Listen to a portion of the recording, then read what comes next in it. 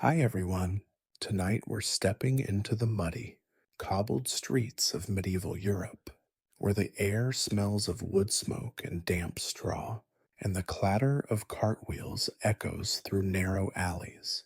Picture yourself standing in a bustling market square, surrounded by merchants hawking coarse wool and farmers balancing baskets of turnips. Now imagine a figure striding through this scene, a towering bodybuilder, muscles rippling under tight skin, veins bulging like cords. You probably won't survive the shock of seeing such an alien form in this world of lean laborers and malnourished peasants. This series explores how strange such a person would appear and what their presence reveals about the lives, diets, and struggles of ordinary medieval folk.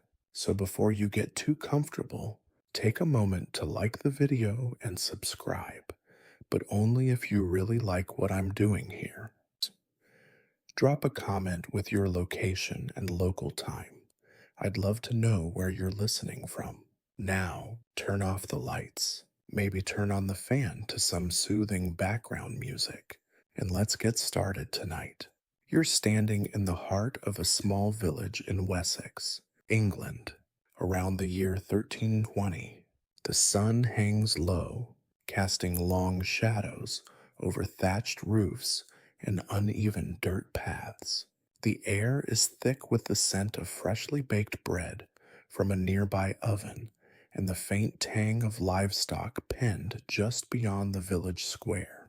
Chickens cluck nervously as a cart, piled high with barley sacks, creaks past, its wooden wheels grinding against the earth. The villagers' men in rough woolen tunics, women in long kirtles, and children with smudged faces move with purpose, their bodies shaped by labor and scarcity. Their arms are wiry from hauling water or swinging scythes. Their legs are sturdy but lean, built for endurance rather than strength. You blend into this scene, another face in the crowd, your own frame, unremarkable in its medieval modesty. Then he appears. A stranger strides into the village, and the hum of daily life stutters. He's a bodybuilder, a man from another time, his physique sculpted to an extreme that defies the medieval imagination.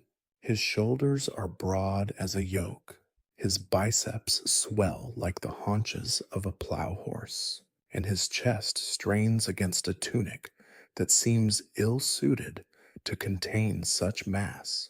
Each step he takes sends ripples through muscles that gleam with a sheen of sweat, as if he's just lifted a boulder for sport. His veins, thick as quill pens, pulse visibly under his skin, and his neck is a pillar that could rival the stone columns of a cathedral.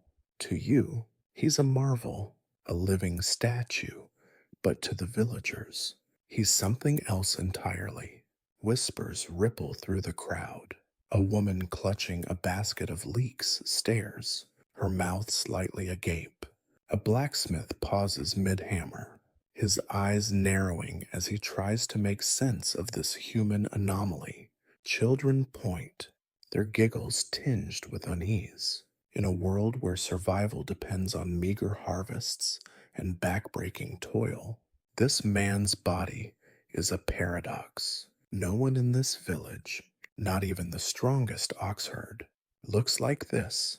The average man here stands just over 5 feet tall, his frame learned from a diet of coarse bread, pottage, and the occasional scrap of salted fish. Women, often bent from years of grinding grain or carrying infants, are even slighter.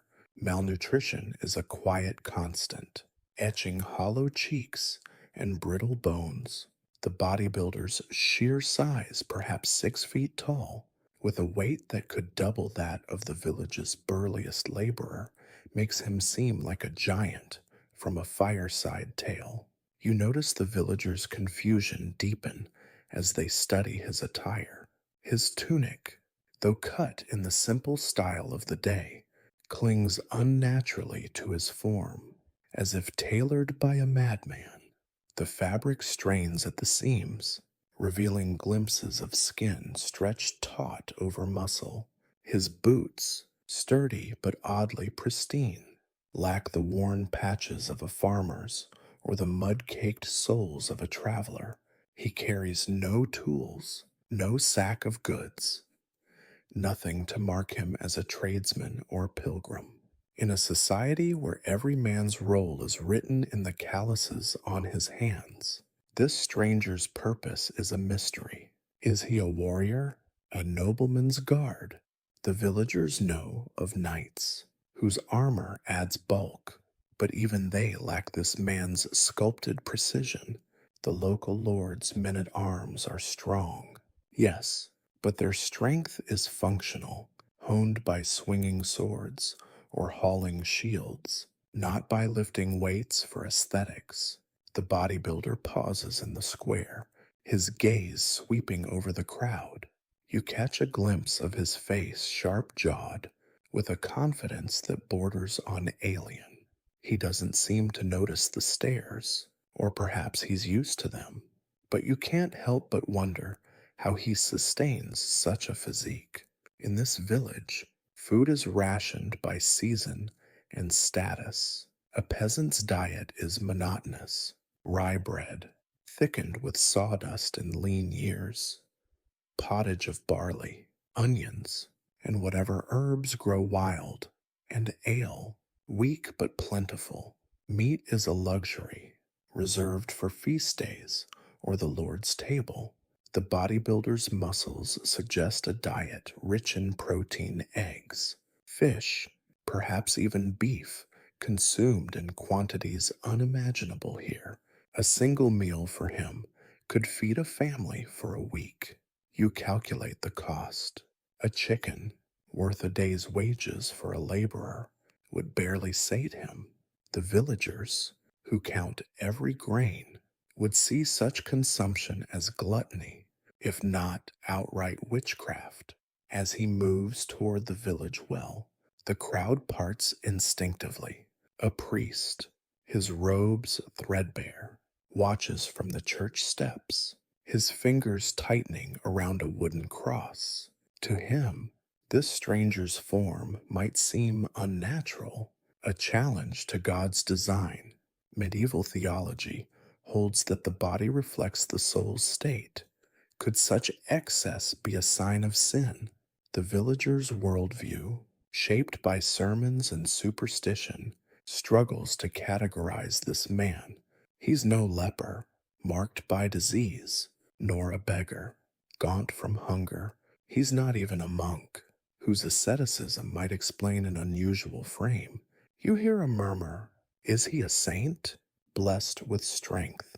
But the priest's frown suggests otherwise. The bodybuilder kneels by the well, drawing water with an ease that belies the weight of the bucket. His arms flex, and a collective gasp escapes the crowd. You wonder how he'd fare in their world. Could he plow a field faster than an ox? Could he lift the millstone that broke 3 men's backs last spring? Yet his strength seems impractical, ornamental even, in a place where survival hinges on endurance, not display. The villagers value stamina, hours spent threshing grain or weaving cloth, not the ability to hoist a weight for mere moments. His body, a testament to discipline and abundance, clashes with their reality of scarcity and toil. As the sun dips lower, casting the village in a golden haze, the stranger stands, water dripping from his hands. He looks out of place, a figure from a future where food is plentiful and strength is a choice, not a necessity. You feel the weight of the villagers' stares, their curiosity tinged with fear. Who is this man, and what does his presence mean for their fragile world? Could he be a harbinger of change or a fleeting oddity in their unchanging lives? You're still in the village square in Wessex, 1320, where the evening air grows cooler, carrying the faint scent of burning tallow from lamps flickering in nearby homes. The bodybuilder, this towering figure of muscle and mystery, stands by the well, his presence like a stone dropped into the still pond of village life. The crowd hasn't dispersed. If anything, it's grown as word of the stranger spreads like wildfire through the thatched roof homes. You stand among them, feeling the weight of their curiosity, their unease, and their unspoken questions. The bodybuilder's physique, his biceps like knotted oak, his chest a barrel of flesh, continues to defy everything these villagers know about the human form. But now, as twilight settles, you see their confusion give way to something more active, a need to understand, to test, to place this man within their world. A burly man steps forward, his shoulders broad from years of swinging a flail to thresh grain. This is Edric, the village's unofficial strongman, known for lifting fallen carts single handedly during the last flood. His face, weathered by sun and wind, is set in a mix of pride and suspicion in a village where strength is a currency of survival. Edric's status is hard earned, his arms thickened by necessity, not choice. He sizes up the stranger, his eyes lingering on the bodybuilder's sculpted arms, which seem to pulse with a life of their own. You notice Edric's hands, calloused and scarred from years of gripping tools, contrast sharply with the bodybuilder's smooth, unblemished skin. To Edric, this stranger's strength is untested, ornamental, a challenge to his own place in the village hierarchy. Stranger, Edric calls, his voice carrying the gravel of a man used to shouting over storms. What work do you do to grow so large? The question hangs in the air, practical yet pointed. In this village, a man's body tells his story. A blacksmith's forearms bulge from hammering iron. A shepherd's legs are sinewy from chasing lambs across hills. The bodybuilder's form, with its exaggerated symmetry, tells no such tale. He smiles faintly, an expression that seems foreign in its confidence, and replies, I train. I lift weights to build my body. The words are simple, but to the villagers, they're nonsensical. Weights for building a body. You see their faces twist in confusion. Here, lifting is for survival hay bales, water buckets, millstones not for shaping flesh into something aesthetic. Edric, undeterred, gestures toward a stack of logs near the village barn, each one as thick as a man's thigh and heavy enough to tax even the strongest laborer. Prove your strength. Then, he says, a challenge wrapped in curiosity. The crowd murmurs, their eyes darting between Edric and the stranger. You feel the tension, not of violence, but of a world being tested. The bodybuilder nods, stepping toward the logs with a grace that belies his bulk. He selects the largest, gripping it with hands that dwarf the rough bark. In one fluid motion, he hoists it overhead, his muscles flexing in a way that makes the villagers gasp. The log, which would take 2 men to carry, seems weightless in his grasp. He holds it aloft for a moment, then sets it down gently, as if placing a child in a cradle. The crowd is silent, save for the rustle of a woman's apron as she clutches it tighter. You notice the priest from earlier, still standing by the church, his lips moving in silent prayer. To him, this display borders on the miraculous or the demonic. Medieval life is governed by a fragile balance. God's will, the seasons, and the Lord's demands. A man who can lift such weight for no purpose other than to show it disrupts that balance. You wonder what the priest sees in this stranger, a saint gifted with divine strength, or a man touched by something darker. The villagers, less concerned with theology, are practical in their awe. They whisper about the harvest, the mill, the endless tasks that break backs and spirits. Could this man's strength lighten their burdens, or does it mock their own hard won through years of toil? As the bodybuilder steps back, Edric's expression softens, not with defeat, but with a grudging respect. He gestures to a nearby bench, offering the stranger a seat. The villagers begin to approach, their fear giving way to questions. A woman, her hands rough from spinning wool, asks how he eats to maintain such a form. You know the answer would baffle her. In this village, a meal is a struggle, won against barren fields or harsh winters. A peasant's daily intake might be 2,000 calories on a good day, mostly bread, pottage, and ale. Meat, when available, is a sliver of pork or mutton shared among many. The bodybuilder's diet, rich in protein and measured in precise portions, would seem like a noble's feast, unsustainable without wealth or wizardry. You calculate the impossibility. A single day's food for him eggs, fish, perhaps 3,000 calories would cost more than a laborer earns in a month. The conversation shifts to the stranger's origins. He speaks vaguely of training grounds and gymnasiums, words that draw blank stares. You imagine him describing a world of iron plates and mirrors, a place where men lift for vanity, not survival. To the villagers, such a place sounds like a lord's hall.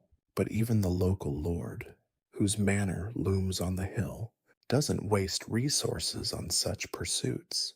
His knights train for war, their bodies hardened by necessity, not sculpted for show.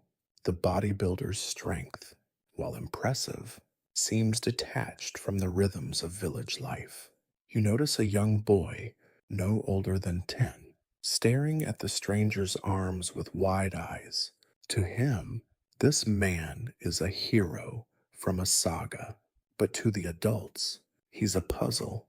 Could he be a mercenary, hired by a distant lord, or a wanderer, blessed or cursed by some unknown power? As night falls, the villagers invite the stranger to the alehouse, a low building with a sagging roof. You follow, slipping into the smoky interior where tallow candles cast flickering shadows. The bodybuilder sits awkwardly on a bench, his frame too large for the narrow space. The villagers ply him with questions, their voices a mix of awe and skepticism. They ask about his travels, his purpose, but his answers remain elusive. You sense he's holding back, aware that his truth, a life of calculated exercise and abundant food, would sound like madness. The ale flows, weak but warming, and the villagers begin to speculate. Some say he's a knight errant, others a giant's kin. The priest, who has followed, mutters about pride and the sin of excess. You watch the bodybuilder sip the ale, his face unreadable. He's a man out of time, his body a testament to a world these villagers can't imagine. But as the night deepens, you wonder, can he survive here? His strength is undeniable, but this village demands more than raw power.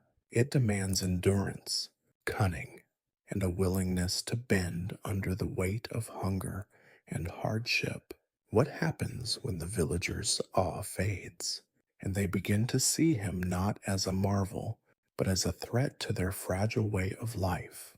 You're seated in the dim, smoky alehouse in Wessex, 1320, where the air hums with the low murmur of voices and the crackle of a small fire in the hearth. The bodybuilder, this towering figure of sculpted muscle, sits among the villagers, his massive frame cramped on a narrow bench.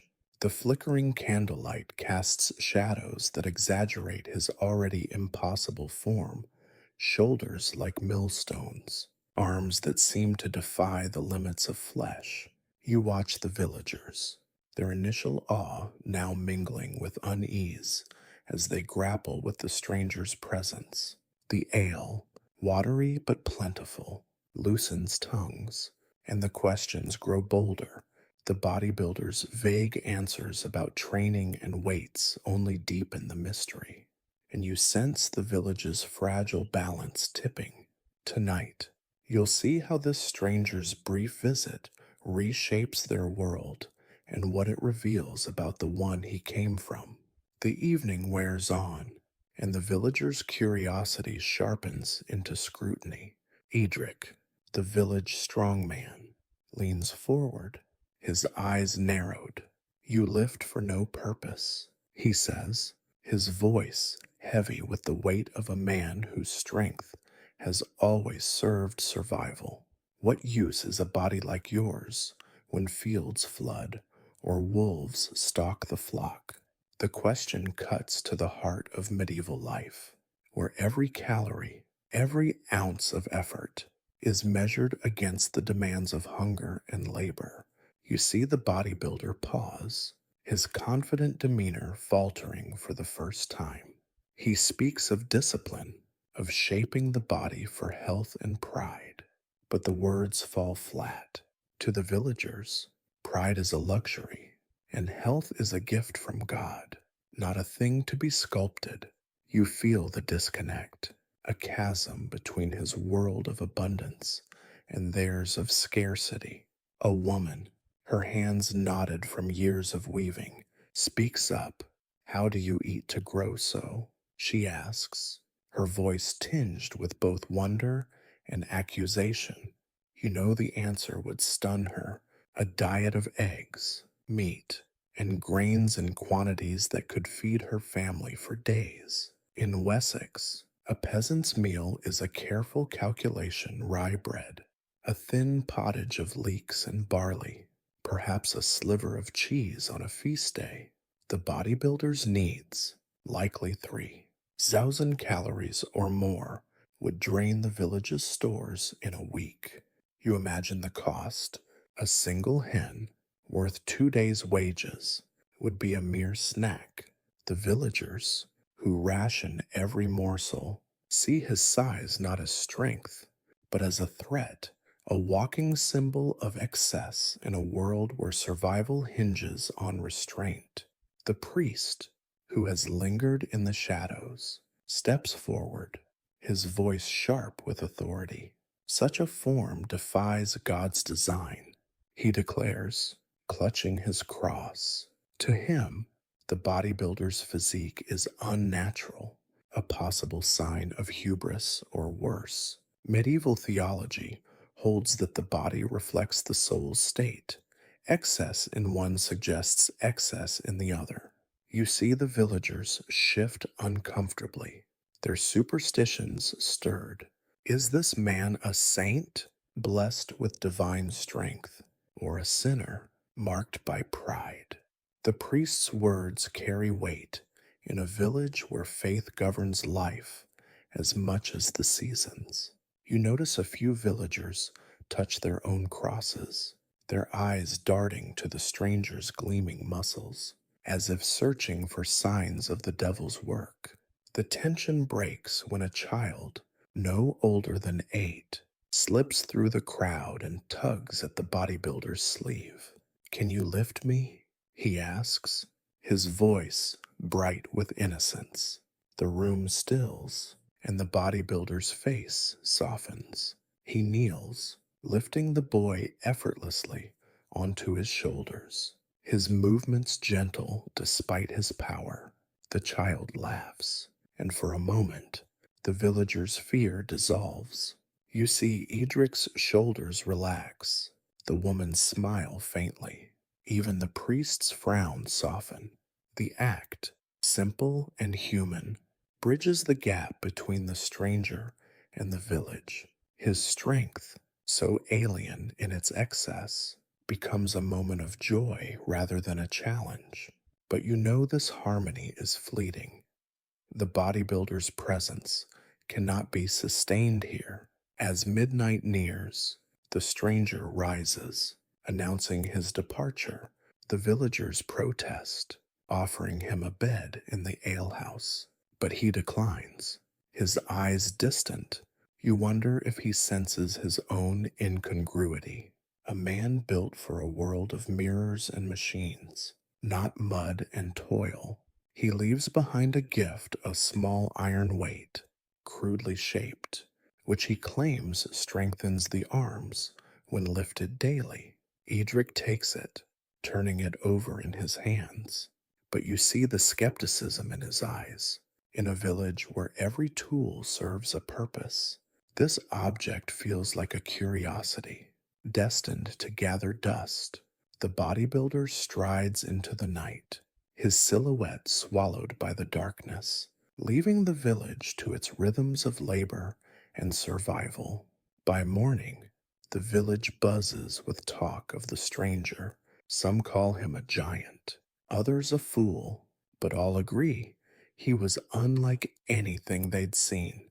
You hear Edric tell the children tales of the ironclad man, a figure who'll grow larger with each retelling. The priest, in his Sunday sermon, warns against vanity, but even he admits the stranger's strength was a marvel. The iron weight sits in the alehouse, untouched, a relic of a world beyond their grasp. You imagine the villagers returning to their fields, their looms, their lives unchanged, yet something lingers. The bodybuilder's brief visit has planted a seed, a faint awareness that strength can be more than survival, that the body can be shaped for reasons beyond necessity. Reflecting on this moment, you see how it mirrors our own time. The bodybuilder, a product of modern abundance, represents a world where food and time are plentiful enough to pursue physical ideals. In medieval Wessex, such a pursuit was unthinkable, a luxury beyond even the Lord's reach. Yet the villagers' reaction, curiosity, fear, and eventual acceptance echoes how we confront the unfamiliar today. Their lives, bound by scarcity, remind us how fragile abundance is, how closely our modern comforts rest on the labor of those who came before. The stranger's legacy isn't in his muscles, but in the questions he left behind. What does strength mean when survival is no longer the only goal? And how do we balance the pursuit of ideals with the realities of a world that still, at its core, demands resilience? You're standing at the edge of a Benedictine monastery in the rolling hills of Northumbria, England, in the year 1340. The morning air is crisp, carrying the scent of damp stone and freshly turned earth from the monk's garden. The monastery's walls, built of gray limestone, rise modestly against a sky heavy with clouds, their weathered surface etched with decades of rain and wind. Beyond the gate, you hear the faint chant of Latin psalms drifting from the chapel, a rhythmic hum that blends with the bleating of sheep in a distant field. The monks move with quiet purpose, some tending herbs, others copying manuscripts in the scriptorium, their lives governed by the rule of Saint Benedict: prayer, work, and study. Their bodies, clad in coarse black habits, are lean from fasting and labor, their faces pale from hours spent indoors, bent over parchment or kneeling in prayer. You feel the rhythm of this place, a world apart from the chaos of villages and manors, where time is measured by bells and seasons.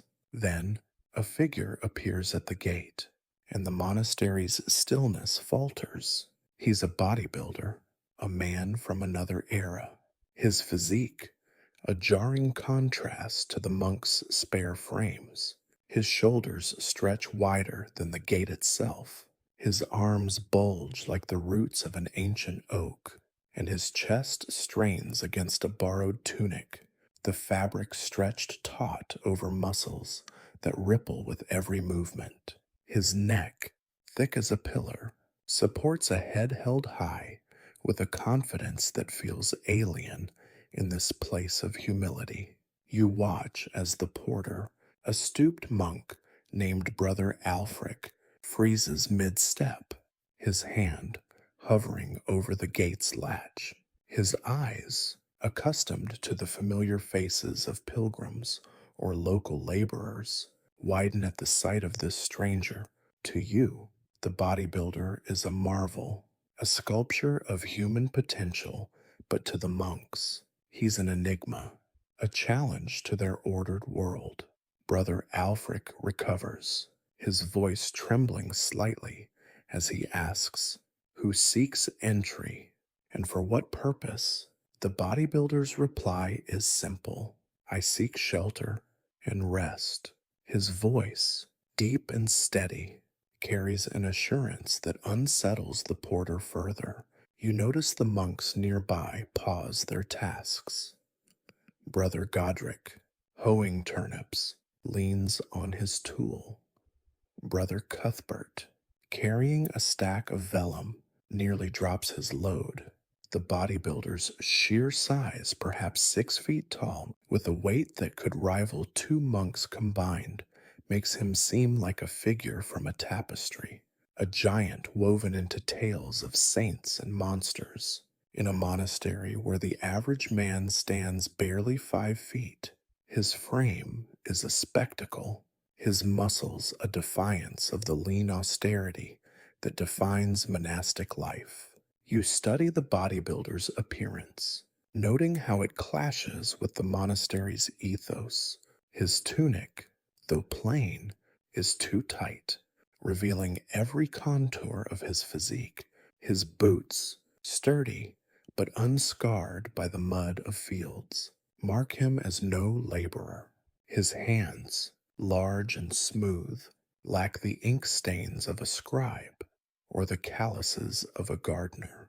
The monks, whose bodies bear the marks of their vows, backs bent from prayer, fingers cramped from quills, see no such signs in him. Their diet, prescribed by the rule, is spare bread, beans, and watered wine, with fish on feast days and meat forbidden except for the sick. A monk's daily intake, perhaps 500 calories, sustains prayer and work, not growth. The bodybuilder's muscles suggest a diet unimaginable here: eggs, meat, grains in quantities that would empty the monastery's larder in days. You calculate the cost. A single meal for him could feed the entire community of 20 monks for a morning. The gate creaks open, and Brother Alfric leads the stranger inside. His steps hesitant. You follow, slipping into the cloister, where the air is cooler, scented with lavender from the garden. The monks gather, their curiosity overcoming their discipline. Brother Anselm, the cellarer, eyes the stranger's bulk with a frown, likely calculating the strain on their meager stores. Brother Wilfred, the librarian, peers over his spectacles, as if the bodybuilder were a manuscript to be deciphered. To them, the body is a vessel for the soul, disciplined through fasting and prayer, not sculpted for display. The rule of Saint Benedict emphasizes moderation, ora et labora. Pray and work, not the pursuit of physical excess. You sense their confusion. Is this man a warrior, a noble, or something else entirely? His strength, while impressive, seems purposeless in a place where labor is for God's glory, not personal gain. The bodybuilder stands in the cloister, his gaze sweeping over the stone arches and the monks' wary faces. You notice his posture, upright and proud, a stark contrast to the monks' bowed heads, trained to humility. The abbot, Father Edmund, emerges from the chapter house, his face calm, but his eyes sharp. He greets the stranger with a nod, offering hospitality as the rule demands. But you catch the flicker of doubt in his expression. In a monastery, strangers are common pilgrims seeking grace, travelers fleeing storms, but this man is different. His body, a testament to abundance and discipline, challenges the monk's ascetic ideals. You wonder how they'll receive him. Will they see his strength as a gift, a curiosity, or a threat to their spiritual order? As the bell rings for vespers, the monks move toward the chapel, their habits rustling like dry leaves. The bodybuilder follows, his steps heavy on the stone floor, drawing stares from the younger novices. You linger in the cloister, watching the sun sink behind the hills, painting the sky in shades of amber. The stranger's presence feels like a stone cast into a still pond, its ripples spreading through the monastery's rigid routine. Can a man so rooted in the physical find a place in a world devoted to the spiritual? And what will the monks, bound by vows of poverty and humility, make of a body that seems to defy their very way of life?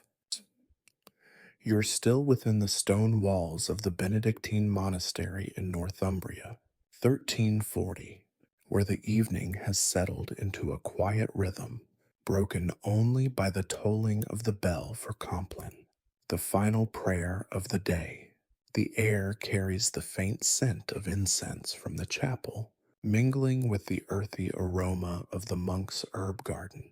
Torches cast a soft glow over the cloister, where the bodybuilder, this towering figure of muscle, stands out like a statue among shadows. His presence has disrupted the monastery's orderly routine. His physique, broad shoulders, arms thick as beams, chest straining against his borrowed tunic, drawing stares from the monks as they file past. You stand in the cloister's cool embrace, watching as the stranger navigates this world of prayer and labor, his every move a challenge to the monk's ascetic ideals. The question lingers: how does a man built for excess fit into a place defined by restraint? Father Edmund, the abbot, has granted the bodybuilder a night's shelter, as the rule of Saint Benedict requires hospitality for all who seek it. But you sense the strain in the abbot's calm demeanor as he assigns the stranger to Brother Anselm, the cellarer, for work in the morning. The monks' lives are governed by a strict schedule: matins at midnight, lauds at dawn, and the hours of labor in between tending fields, copying manuscripts, brewing ale. Their bodies, lean from fasting and shaped by repetitive tasks, reflect a life of discipline, not vanity. The bodybuilder, with his sculpted frame, seems to belong to another world, one where strength is a choice, not a necessity. You notice Brother Alfric, the porter, whispering to a novice, his eyes fixed on the stranger's bulging arms. To him, this man is a riddle, his purpose unclear in a place where every action serves God.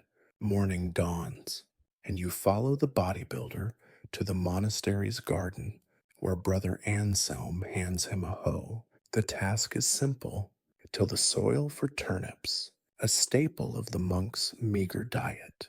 The other monks, their habits hitched up to keep clear of the mud, work with a steady rhythm, their movements honed by years of routine. The bodybuilder, however, grips the hoe awkwardly, his massive hands dwarfing the wooden handle. You watch as he drives the blade into the earth, his strength making the task look effortless. In moments, he's turned a patch of soil that would take a monk half a morning. Brother Anselm pauses, his face a mix of awe and unease.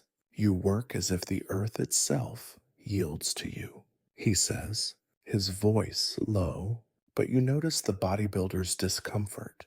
His movements are powerful but imprecise, lacking the finesse of those who've tilled these fields for years. The monks gather around, their curiosity overcoming their discipline.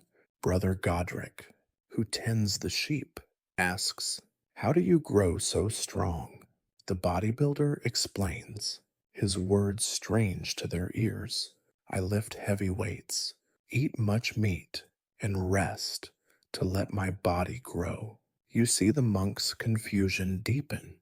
Meat is forbidden here, save for the sick and their diet bread, beans, and herbs.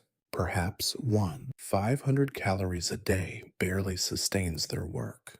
The bodybuilder's needs, likely double that, would deplete the monastery's stores in days. You calculate the cost.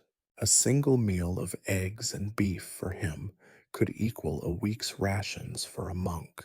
Brother Anselm, ever practical, frowns, likely thinking of the larder's dwindling stocks as winter looms.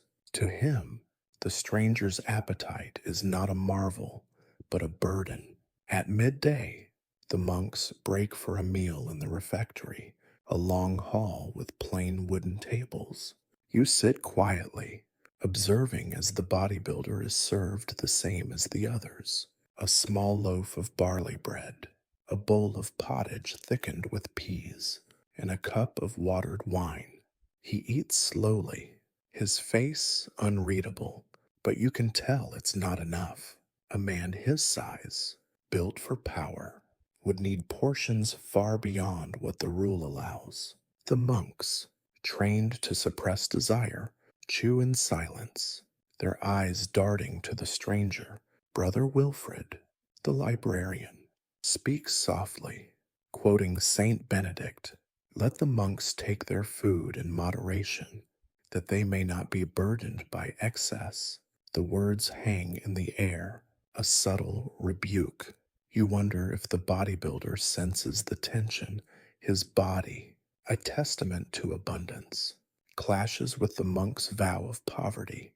Later, in the scriptorium, the bodybuilder is invited to observe the monk's work. You follow, stepping into a room lit by slanting sunlight, where the air smells of ink and vellum. Brother Cuthbert, his fingers stained black, labors over a manuscript, his quill scratching out letters in precise rows. The bodybuilder watches, his massive frame filling the doorway, and you notice the monk's unease. Their work requires patience, not strength. Their bodies are tools for God's word, not displays of power. When Brother Cuthbert offers the stranger a quill, he tries to write, but his grip snaps the delicate tool. The monks gasp, and you see Brother Wilfred's face tighten. To them, the quill is precious, worth days of labor. The bodybuilder's strength, so impressive in the garden, feels destructive here. As evening approaches, the monks gather for vespers, their voices rising in a haunting chant. The bodybuilder stands at the back of the chapel, his head bowed, but his presence impossible to ignore. You catch Father Edmund's gaze, his eyes weighing the stranger's impact. The monastery thrives on order, its monks bound by vows to subdue the flesh, not glorify it. Yet the bodybuilder's strength has lightened their labor, if only for a day. You sense a divide among the monks. Some, like Brother Godric, see potential in his power. Others, like Brother Wilfred, see a challenge to their way of life. The abbot must decide, can this man stay, or does his presence threaten the monastery's spiritual balance? As the monks retire to their cells, you linger in the cloister, the night air cool against your skin. The bodybuilder's shadow looms large, his strength a marvel, but his purpose unclear. You wonder how long he can endure this world of scarcity and prayer. Will the monks find a place for him? Or will his very existence force them to confront the limits of their own beliefs? You're back in the Benedictine monastery in Northumbria, 1340, where the night has deepened, wrapping the stone cloister in a quiet so profound you can hear the distant hoot of an owl. The air is cool, scented with the faint musk of damp earth and the lingering trace of incense from the chapel. The bodybuilder, this towering figure of muscle and mystery, has spent a day among the monks, his presence a ripple in their ordered world of prayer and labor, his physique shoulders like yokes, arms bulging against his borrowed tunic, has challenged their ascetic ideals, stirring awe, unease, and debate. You stand in the shadows of the cloister, watching as the monks grapple with the stranger's impact, their faces lit by the soft glow of torches. Tonight, you'll see how this fleeting visit resolves and what it reveals about the clash between abundance and restraint. The day's events have left the monastery humming with quiet tension. The bodybuilder's strength, demonstrated in the garden where he tilled soil with ease, has eased the monk's labor, but his appetite and broken quill in the scriptorium have sown doubt. You follow the monks to the chapter house, where they gather after Compline to discuss the stranger's fate. Father Edmund, the abbot, sits at the head, his face calm, but his eyes heavy with responsibility. The rule of Saint Benedict demands hospitality, yet it also calls for moderation and humility virtues. The bodybuilder's form seems to defy. Brother Anselm, the cellarer, speaks first, his voice tight. His hunger would empty our stores before Lent. He says, gesturing to the larder's dwindling sacks of barley and beans. You know he's right.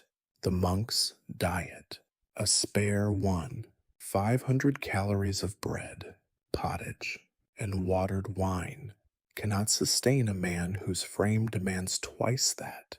Brother Godric, the shepherd, counters with a softer tone. His strength could lighten our burdens, he says, recalling how the stranger's work in the garden outpaced their own.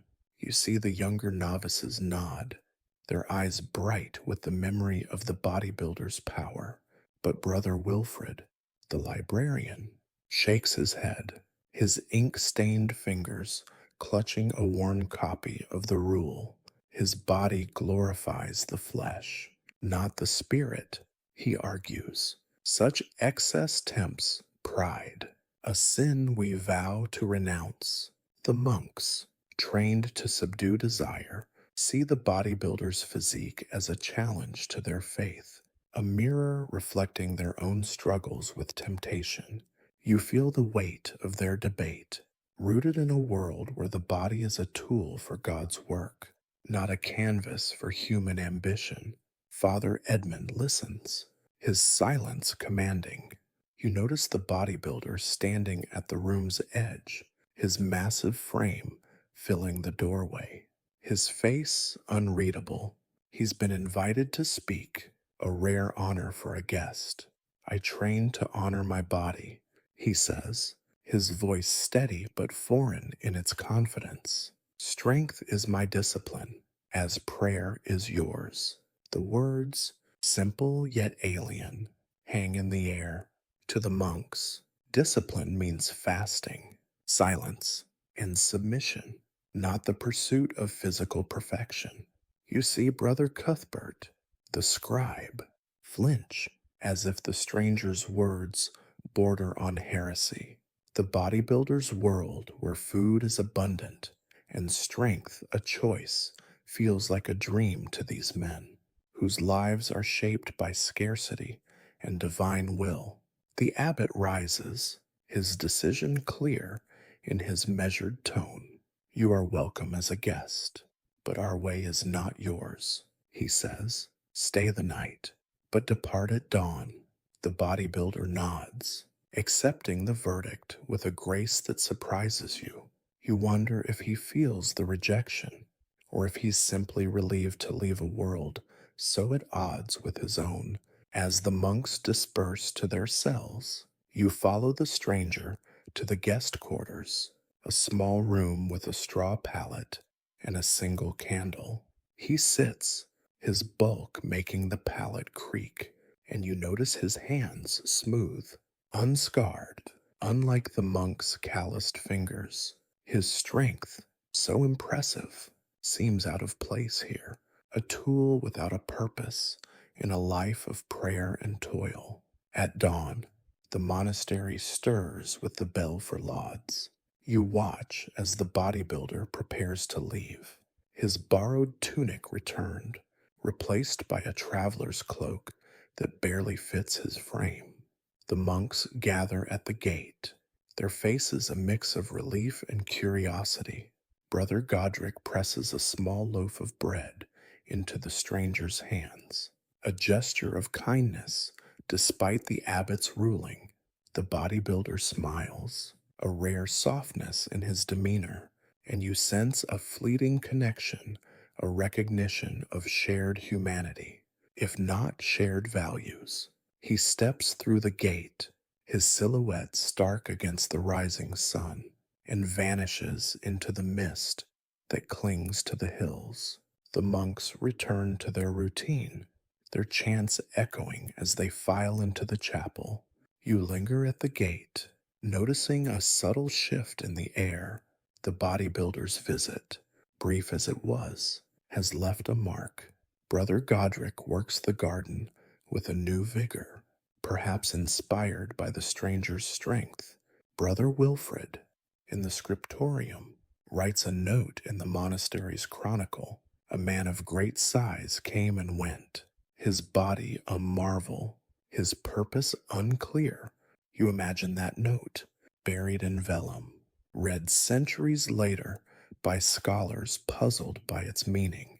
The monastery resumes its rhythm, but the stranger's presence lingers, a whisper of a world where strength is sculpted, not merely endured. Reflecting on this moment, you see how it speaks to our own time.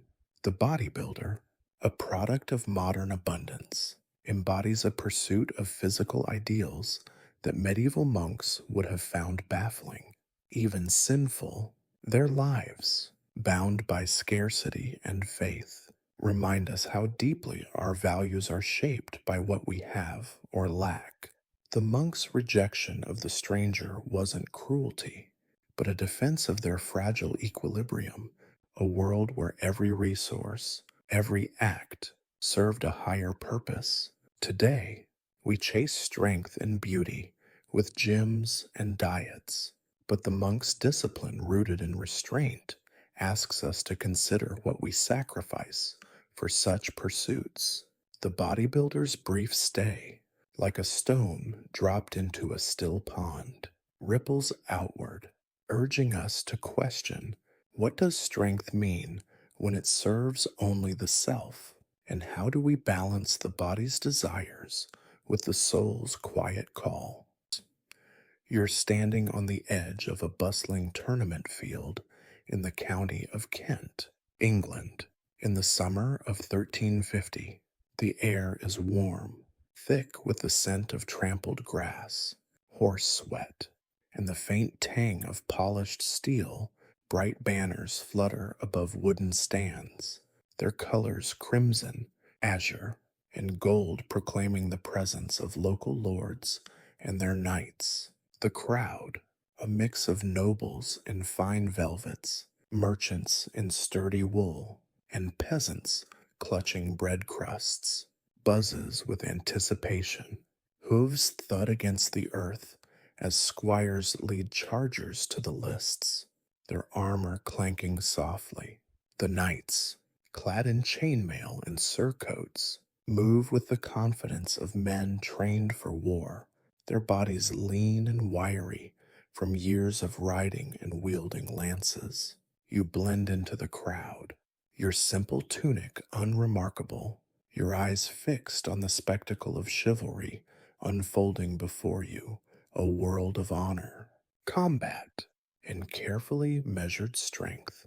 Then a murmur ripples through the crowd, and heads turn toward the field's edge. A stranger approaches, and the lively hum of the tournament falters. He's a bodybuilder, a man from another time. His physique a startling contrast to the knight's functional frames. His shoulders are broad as a plow yoke. His arms bulge like forged iron, and his chest strains against a linen shirt that seems too fragile for his mass. Each step he takes sends ripples through muscles that gleam under the midday sun, his veins like cords beneath his skin. You marvel at his size, perhaps 6 feet tall, with a weight that could double that of the leanest knight. To the spectators, he's a curiosity, a figure who could step from a bard's tale of giants or heroes. To you, he's an anomaly, a living challenge to the medieval world's understanding of strength. The tournament marshal, a grizzled knight named Sir Roger, pauses as he spots the stranger. His hand rests on the hilt of his sword, not in threat, but in reflex, as if to anchor himself against this unfamiliar sight. Who are you, and what business have you here? He calls, his voice carrying over the crowd's whispers. The bodybuilder answers simply, I come to watch, perhaps to test my strength. His words, calm and assured, spark a wave of murmurs. You notice the knights nearby, their helmets tucked under their arms, exchanging glances. Their bodies, honed by combat and riding, are built for endurance and agility, muscular, yes, but lean, shaped by the demands of armor and warfare. The bodybuilder's form, sculpted for display, seems almost ornamental, a puzzle to men who measure strength by survival on the battlefield. You study the stranger's appearance, noting how it clashes with the tournament's martial culture. His shirt, though plain, is too tight, outlining every curve of his physique in a way that draws gasps from the crowd. His boots, clean and unscarred, lack the worn soles of a traveler or the spurs of a knight.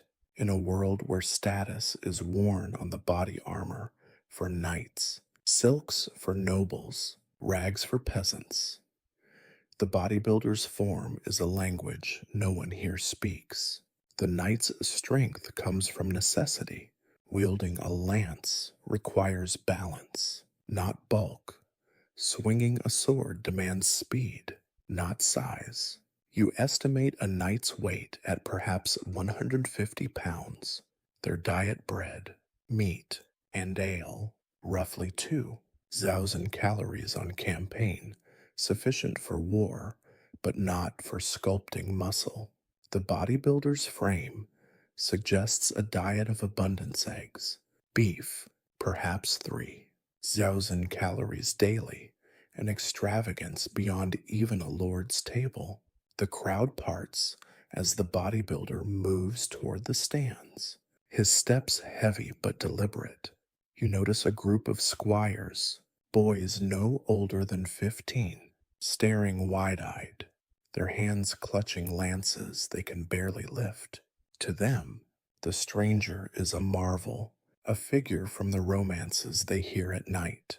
But the older knights, their faces scarred from battles, are less impressed. One, Sir Hugh mutters to his companion, "What use is such bulk in the saddle? He'd tire before the first charge." You sense the truth in his words. A joust demands stamina, precision, and the ability to endure hours in heavy armor. The bodybuilder's muscles, while striking, seem impractical for the tilting field, where agility trumps raw power. A noble woman in the stands, her face framed by a wimple, leans forward, her eyes bright with curiosity. Is he a champion from a foreign court? She asks her maid, who shrugs. The crowd speculates wildly. A mercenary, a Norse giant, perhaps a knight errant seeking fame. You hear a peasant whisper of saints, his voice tinged with awe. But Sir Roger's frown suggests skepticism. In this age, strength is tied to purpose. Knights fight for honor, peasants labor for survival. The bodybuilder's physique, shaped for its own sake, defies their logic. You wonder how he'd fare here, where strength is measured by a lance's thrust or a sword's swing, not by the mirror's reflection. As the first joust begins, the crowd's attention shifts to the lists, where two knights charge, their lances splintering with a crack that echoes across the field. The bodybuilder watches, his face unreadable, but you notice his hands clench, as if itching to test himself.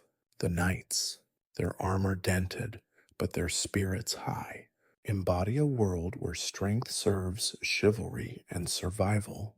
The stranger, a monument to a future of abundance, stands apart, his purpose unclear. You feel the weight of the crowd's gazes, torn between awe and suspicion. What place does this man have in a tournament of knights?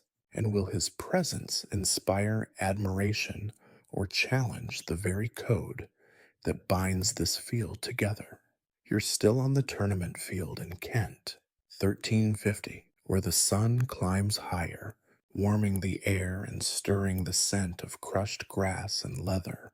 The crowd's cheers rise and fall with each clash of lances, the splintering wood echoing like thunder across the lists. Banners snap in the breeze, their colors vivid against the dusty field, while squires scurry to fetch fresh lances and tend to sweating horses. The knights, their chainmail glinting, move with a practiced grace, their lean frames honed by years of training for war and jousting. You stand among the spectators, your simple tunic blending with the peasant's rough wool, your eyes drawn to the bodybuilder, this towering stranger whose muscled form has unsettled the rhythm of the day. His presence, like a shadow cast across the field, draws whispers and stares, and you sense the growing tension as the knights begin to see him not just as a curiosity, but as a challenge to their world. The bodybuilder stands near the stands, his arms crossed, his biceps bulging like forged iron under his tight linen shirt.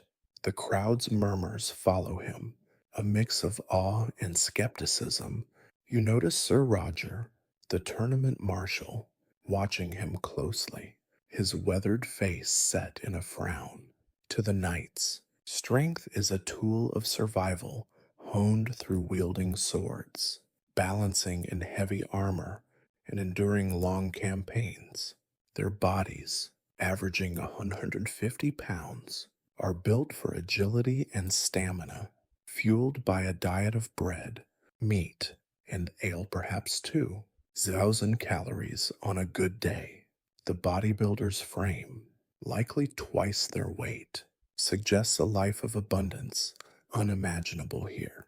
You calculate his needs, 3,000 calories or more, with meat and eggs in quantities that could feed a knight's retinue for days, in a world where a single chicken costs a laborer's daily wage. Such consumption feels like a lord's extravagance, A young knight, Sir Baldwin, approaches the stranger, his surcoat emblazoned with a red lion.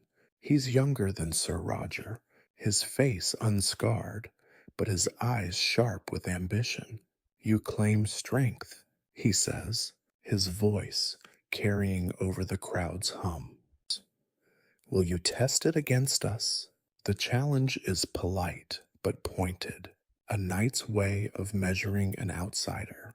The bodybuilder nods, his expression calm but confident, and you feel the crowd's anticipation shift. The knights, bound by the code of chivalry, value honor and combat. This stranger, with his sculpted muscles, represents a different kind of strength, one that seems ornamental, not martial. Sir Baldwin gestures to a wooden post used for practice, where a heavy iron weight, meant for training squires, hangs from a rope. Lift it, he says, a faint smirk playing on his lips. The crowd gathers closer, nobles leaning forward in the stands, peasants craning their necks. You watch as the bodybuilder steps forward, his movements deliberate, his hands gripping the weight, a rough iron block, perhaps 80 pounds, a challenge even for a knight. With a single heave, he lifts it overhead, his muscles flexing in a way that draws gasps from the spectators. The weight, which would tax a squire's strength, seems light in his grasp.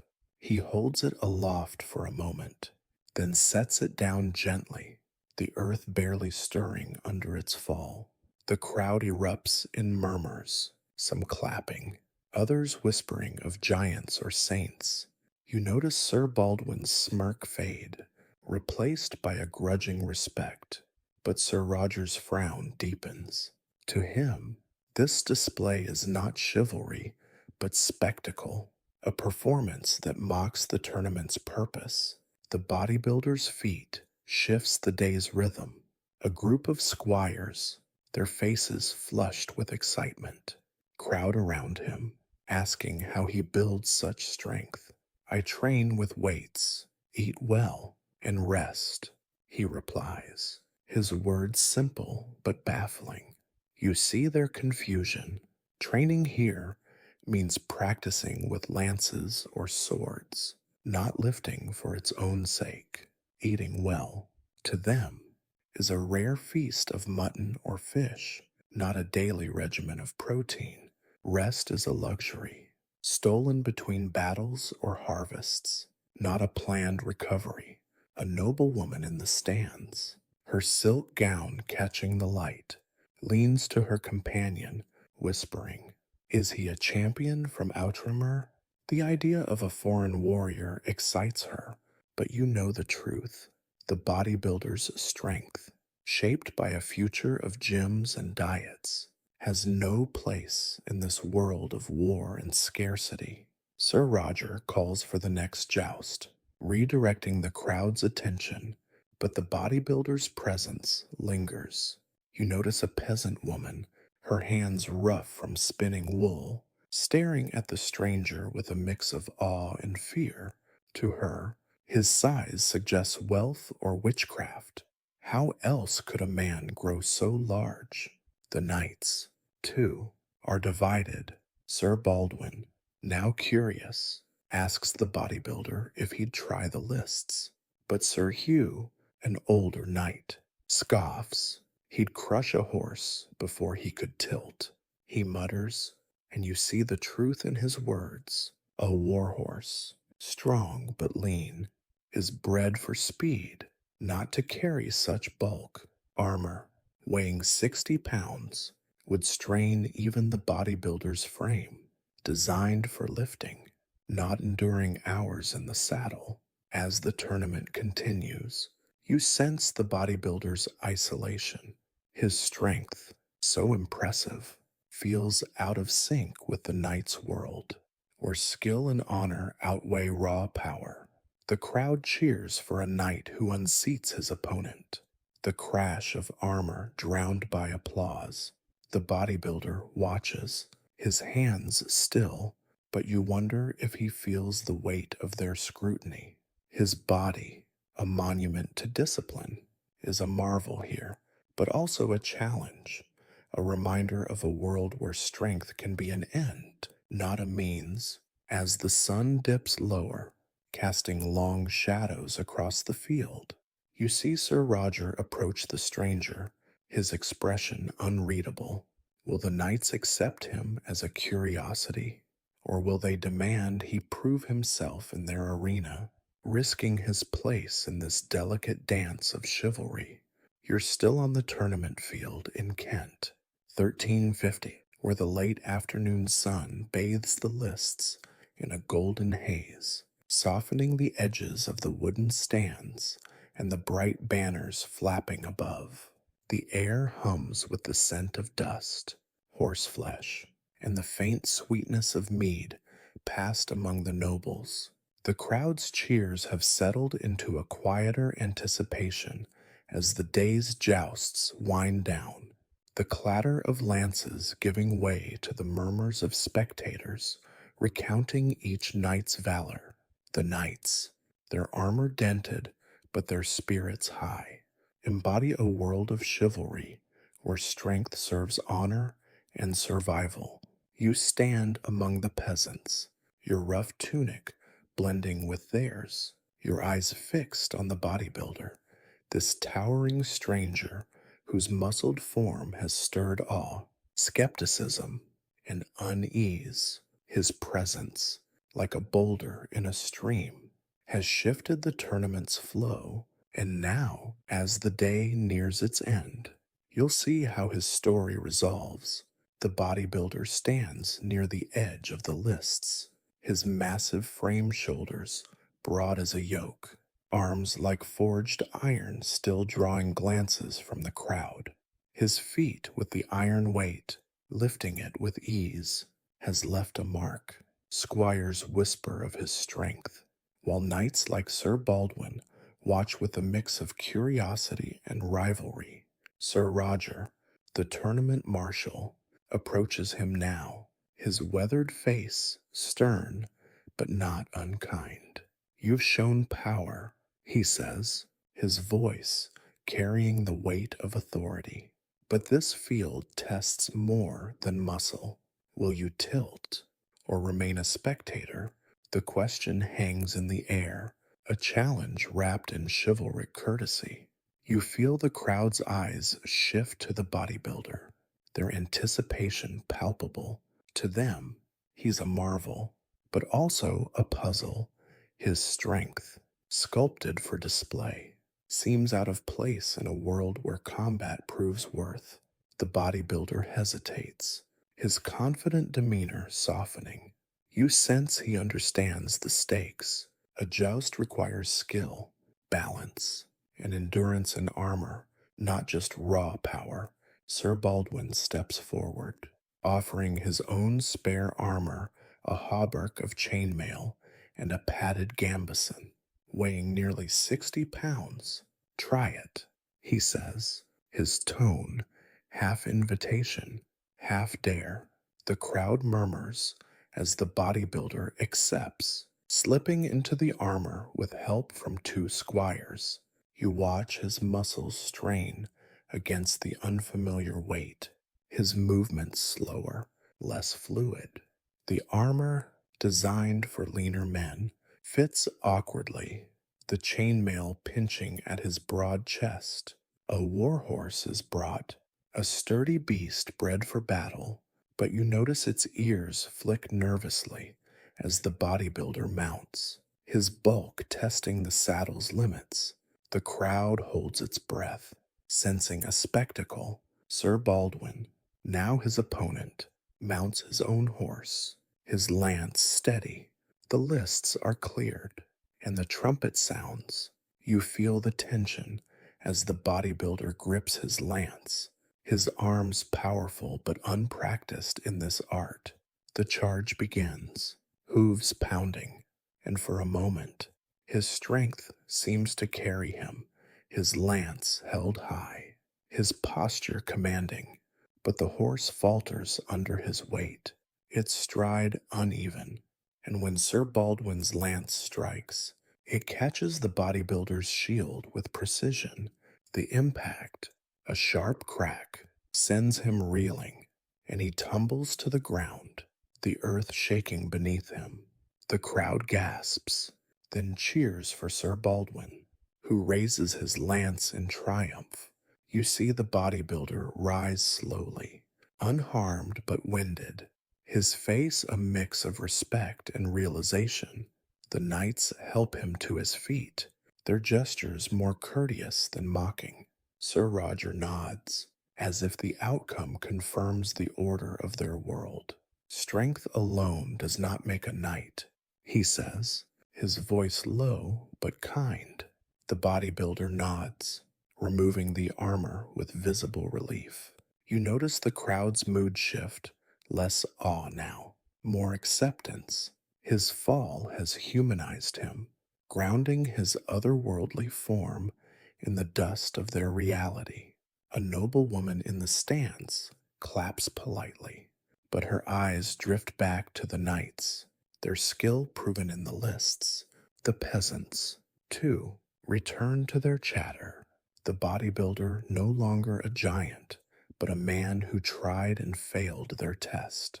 As the tournament ends, the bodybuilder prepares to leave. Sir Baldwin, in a gesture of chivalry, offers him a cup of mead, a token of respect. Your strength is a marvel, he says, but our field demands more. The bodybuilder accepts the cup, his smile faint but genuine. You watch him walk away, his silhouette stark against the setting sun, his borrowed cloak barely fitting his frame. The crowd disperses, their talk turning to the day's victors, but you hear whispers of the Iron Man, a tale that will grow in the retelling. The knights return to their tents, their world of honor and combat undisturbed. But you sense a subtle shift, a fleeting glimpse of a strength beyond their own, one that challenges the boundaries of their code. Reflecting on this moment, you see how it echoes across time. The bodybuilder, a product of modern abundance, represents a pursuit of physical perfection that medieval knights would have found baffling, even frivolous. Their strength, tied to survival and honor, was a means to an end, not an end itself. Yet their acceptance of the stranger, even after his fall, speaks to a universal human trait, the ability to admire difference, even when it doesn't fit. Today, we chase ideals of fitness and form, but the knight's world reminds us that strength is contextual, shaped by the demands of time and place.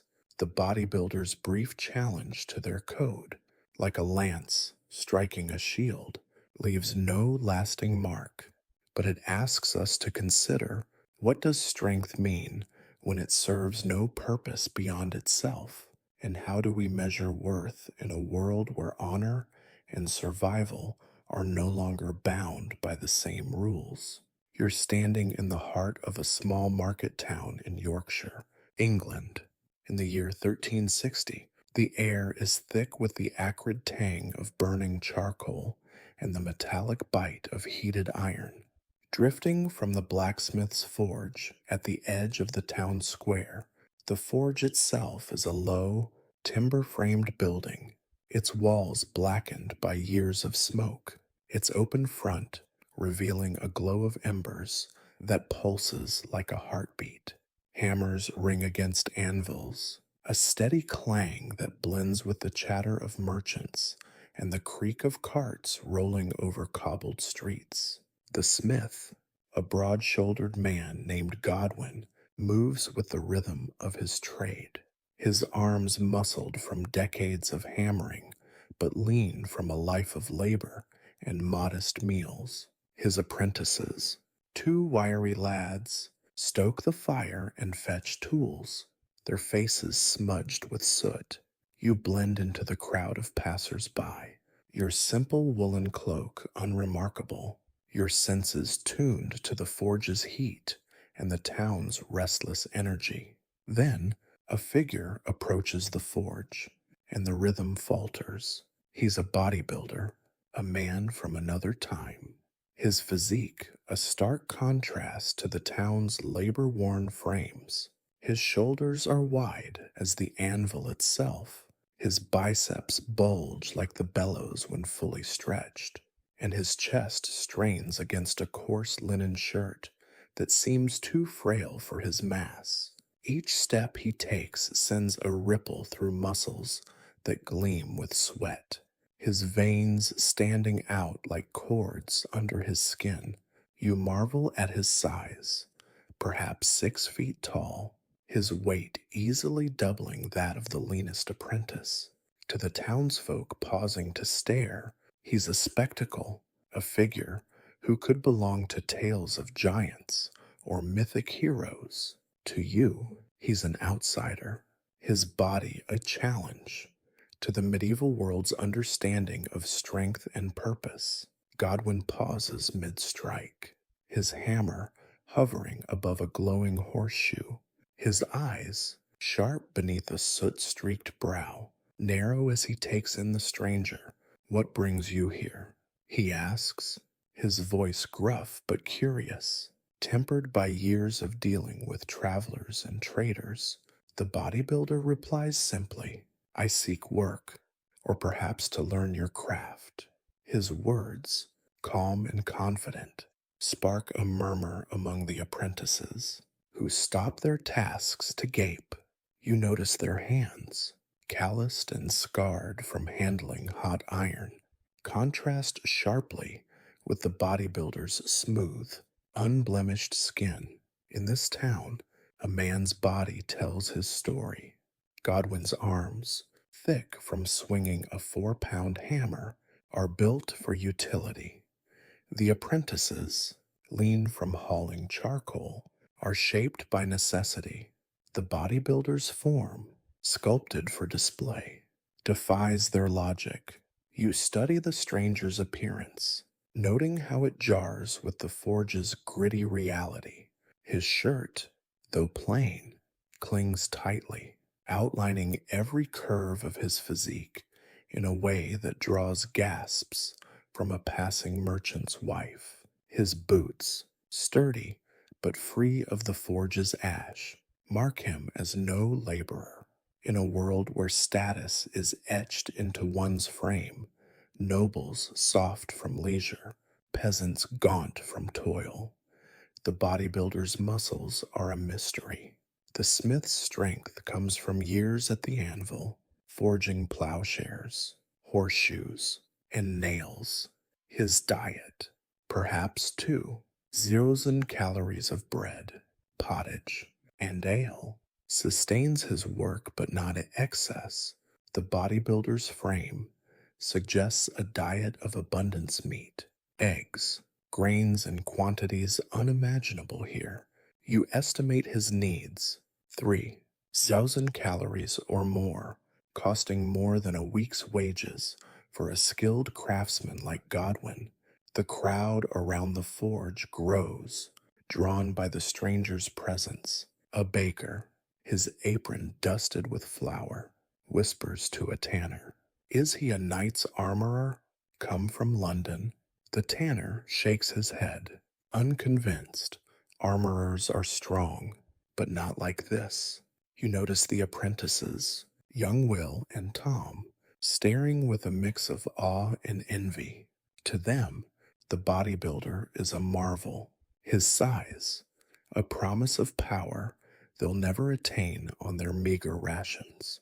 Godwin, however, seems less impressed.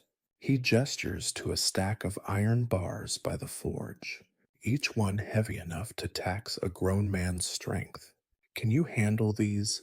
He asks, his tone testing. The bodybuilder nods, stepping forward, and you sense the weight of the moment, a challenge not just to his strength, but to his place in this world of fire and iron. The bodybuilder lifts a bar, his muscles flexing as he hefts it with ease, setting it on the anvil with a dull thud. The apprentices gasp, and even Godwin's eyes widen, though he masks it with a grunt. The bar, which would strain Will's skinny frame, seems light in the stranger's hands. You feel the crowd's curiosity sharpen, their whispers growing louder. To them, strength is practical. It shoes horses, repairs plows, keeps the town alive. The bodybuilder's power, while striking, feels detached from their needs. You wonder how he'll fare in the forge's heat, where endurance matters as much as muscle, and where every hammer strike must serve a purpose. Godwin watches, his hammer still in hand, and you see a flicker of something in his eyes, envy, perhaps, or suspicion. What does this stranger's strength mean for a man whose trade and pride rest on the power of his own arms? You're still in the bustling market town in Yorkshire, 1360, where the blacksmith's forge glows like a heart of fire in the fading light of afternoon. The air is heavy with the sharp scent of charcoal and molten iron, punctuated by the rhythmic clang of Godwin's hammer striking the anvil. Sparks dance upward, fleeting as fireflies, while the crowd of townsfolk, merchants, bakers, and laborers lingers, their eyes fixed on the bodybuilder who stands like a giant in the forge's smoky glow. His physique, shoulders broad as a yoke and arms bulging against his tight linen shirt, has disrupted the town's rhythm, drawing whispers and stares.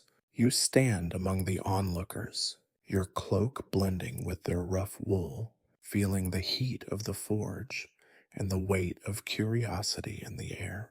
The stranger's strength, so striking, is about to be tested in a world where muscle serves survival, not spectacle. Godwin, the blacksmith, wipes sweat from his brow, his arms thick from years of hammering, but lean compared to the bodybuilder's sculpted mass. He's just watched the stranger lift an iron bar with ease, a feat that left his apprentices, Will and Tom, gaping. Now, Godwin hands the bodybuilder a hammer, a heavy tool, its oak handle worn smooth by years of use, its iron head weighing nearly 4 pounds. Strike true, Godwin says, his voice gruff but laced with challenge, pointing to a glowing rod of iron on the anvil. You sense the test. Blacksmithing demands not just strength, but precision and endurance. Hours of pounding to shape a single plowshare or horseshoe. Godwin's skill, honed over decades, is his livelihood, his pride etched in every nail and blade he crafts. The bodybuilder's muscles, while impressive, are untested in this fiery crucible. The bodybuilder grips the hammer, his hands dwarfing its handle, and brings it down on the iron. The anvil rings with a sharp clang, and the rod flattens slightly, sparks flying like tiny stars. The crowd murmurs, impressed, but you notice Godwin's eyes narrow. The strike was powerful but sloppy, the iron shifting off center. Again, Godwin says, his tone steady but expectant. The bodybuilder swings once more, his biceps flexing like coiled ropes, but the blow lacks the rhythm Godwin's work demands. You see Will, the older apprentice, nudge Tom, whispering, he's strong, but he's no smith. Their own arms, wiry from pumping bellows and hauling charcoal, are built for the forge's endless tasks, not for show. The bodybuilder's strength, shaped by a world of calculated lifts, seems out of place here, where every strike must serve a purpose. The crowd's whispers grow as the bodybuilder continues, his face tight with concentration. You calculate the demands of his physique, a diet of 3,000 calories or more, rich in meat and eggs, far beyond the forge's means. Godwin's household might share a loaf of rye bread, a pottage of beans and leeks, and a scrap of salted fish, perhaps two. 1,000 calories split among three. The bodybuilder's hunger, enough to feed a family, would strain the town's resources, where a single chicken costs a day's wages. A merchant in the crowd, his purse heavy with silver, mutters, "What lord feeds such a man?" You sense the question's weight. In this world, only nobles or monasteries could afford such excess. Yet the bodybuilder carries no sign of wealth or status, his smooth hands free of the forge's scars. Godwin steps forward, taking the hammer to demonstrate. His strikes are steady, precise, each one shaping the iron with a craftsman's care. The bodybuilder watches, his confidence is softening into curiosity. You notice the apprentices relax, their pride in their master restored. But the crowd's interest shifts to the stranger's next move. A tanner, his hands stained from leatherwork, calls out, "Can he work the bellows?" The bellows, a massive leather contraption, requires steady strength to keep the fire hot. The bodybuilder takes the challenge, pumping the bellows with ease, the fire roaring brighter than ever. The forge glows, casting his shadow across the walls, and the crowd gasps. Yet you see Godwin's frown deepen, not from the fire's heat, but from a flicker of envy. His own strength, hard won through years at the anvil, is the forge's lifeblood. This stranger's power, so effortless, feels like a challenge. As evening falls, the forge's work slows, and Godwin invites the bodybuilder to share their meal, a simple spread of bread, cheese, and ale, laid out on a wooden bench. The bodybuilder eats sparingly, aware of the meager portions, but you know it's not enough for his needs. The apprentices, their faces flushed from the day's heat, ask how he builds such strength. "I lift weights, eat well, and rest," he says, his words strange to their ears. Lifting for its own sake, eating beyond survival. You see Tom's confusion, his life bound by the forge's demands, 12-hour days, with rest only on Sundays. Godwin listens, his silence heavy. To him, strength is a tool, not a goal. The bodybuilder's discipline, while impressive, seems detached from the forge's gritty reality. The crowd begins to disperse, but a few linger, their talk turning to the stranger's origins. A baker suggests he's a wandering armorer, but Godwin shakes his head. Armorers know iron, not this sculpted excess. You sense the bodybuilder's isolation, his body a marvel, but his purpose unclear. Godwin, wiping his hands on his apron, watches him closely. His pride as a craftsman tested by this outsider's presence. As the fire dies down, casting long shadows, you wonder, can the bodybuilder find a place in this world of iron and toil? Or will his strength, so striking, prove too foreign for the forge's unyielding rhythm? You're still in the market town in Yorkshire, 1360, where the forge's glow has softened to a faint ember as night settles over the cobbled streets. The air carries the lingering scent of charcoal and cooling iron, mixed with the damp chill of evening. The clang of Godwin's hammer has ceased, replaced by the quiet murmur of the town winding down, merchants closing their stalls, carts creaking toward home. The bodybuilder, this towering figure of muscle, stands in the forge's fading light, his physique, shoulders like yokes, arms bulging against his linen shirt, a stark contrast to the lean, labor-worn frames of Godwin and his apprentices. His brief presence has stirred awe, envy, and unease, challenging the forge's rhythm of toil and purpose.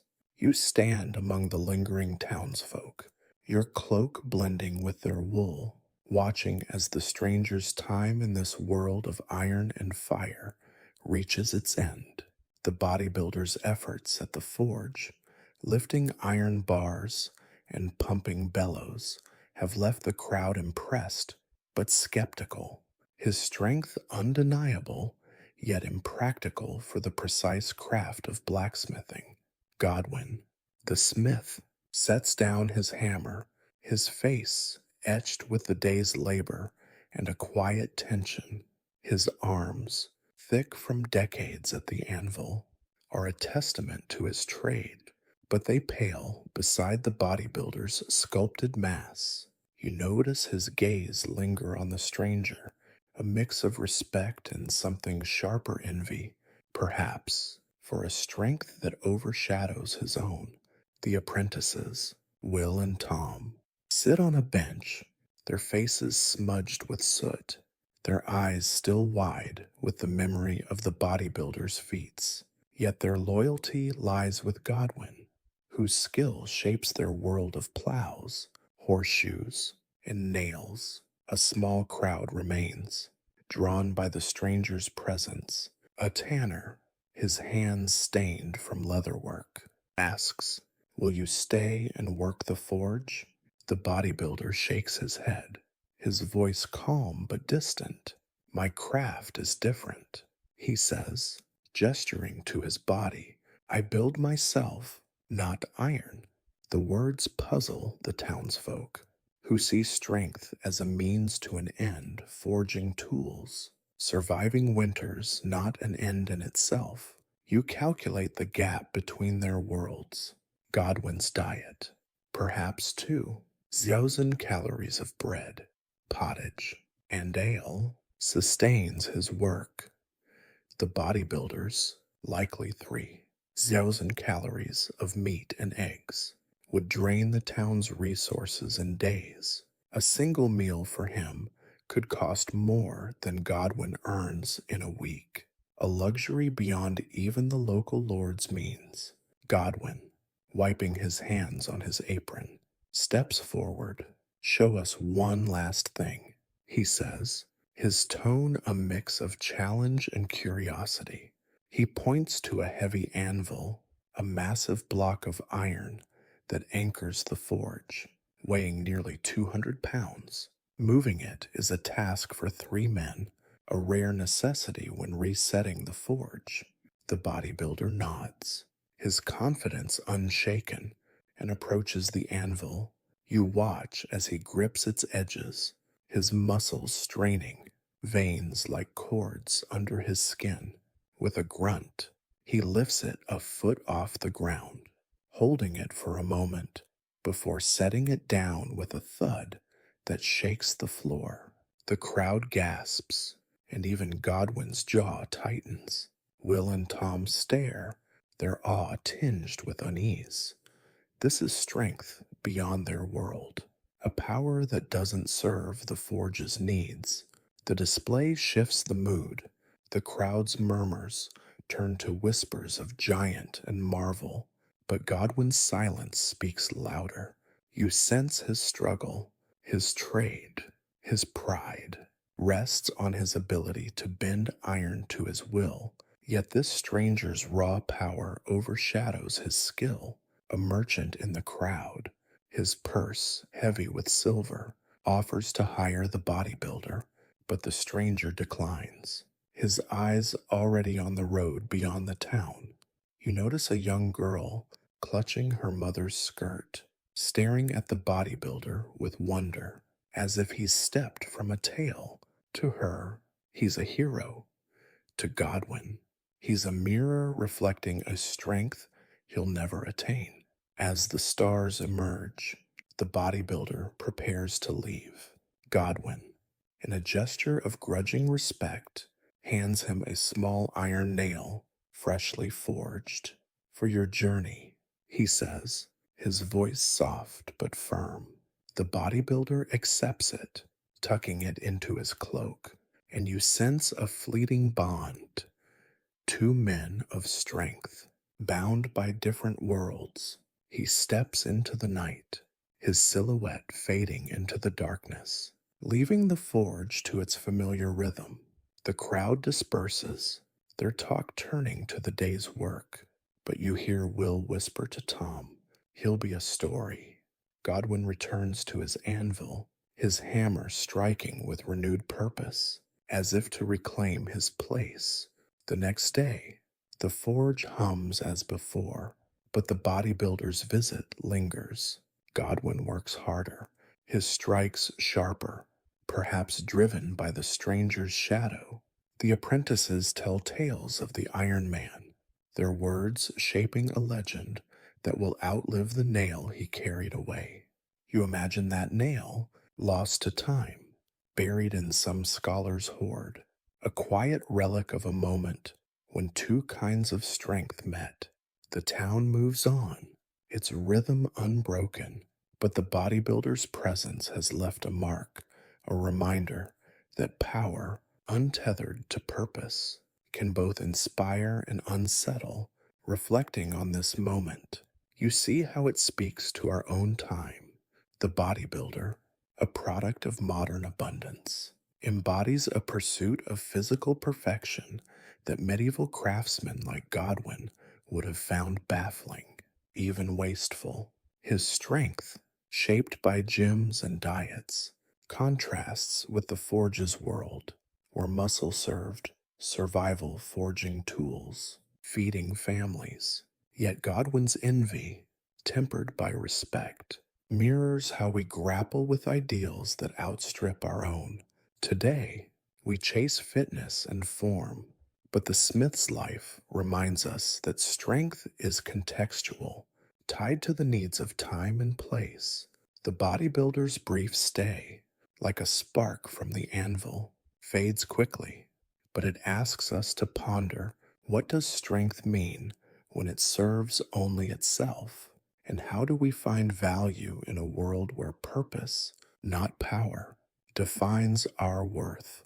You're standing in the heart of a thriving trading town in Norfolk, England.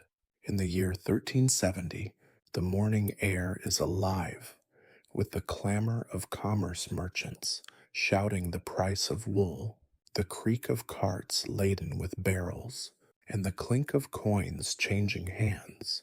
The market square is a patchwork of stalls, their wooden frames draped with coarse linen, offering everything from salted fish to bolts of Flemish cloth. The scent of fresh bread mingles with the earthy tang of livestock and the sharp bite of spices carried from distant ports.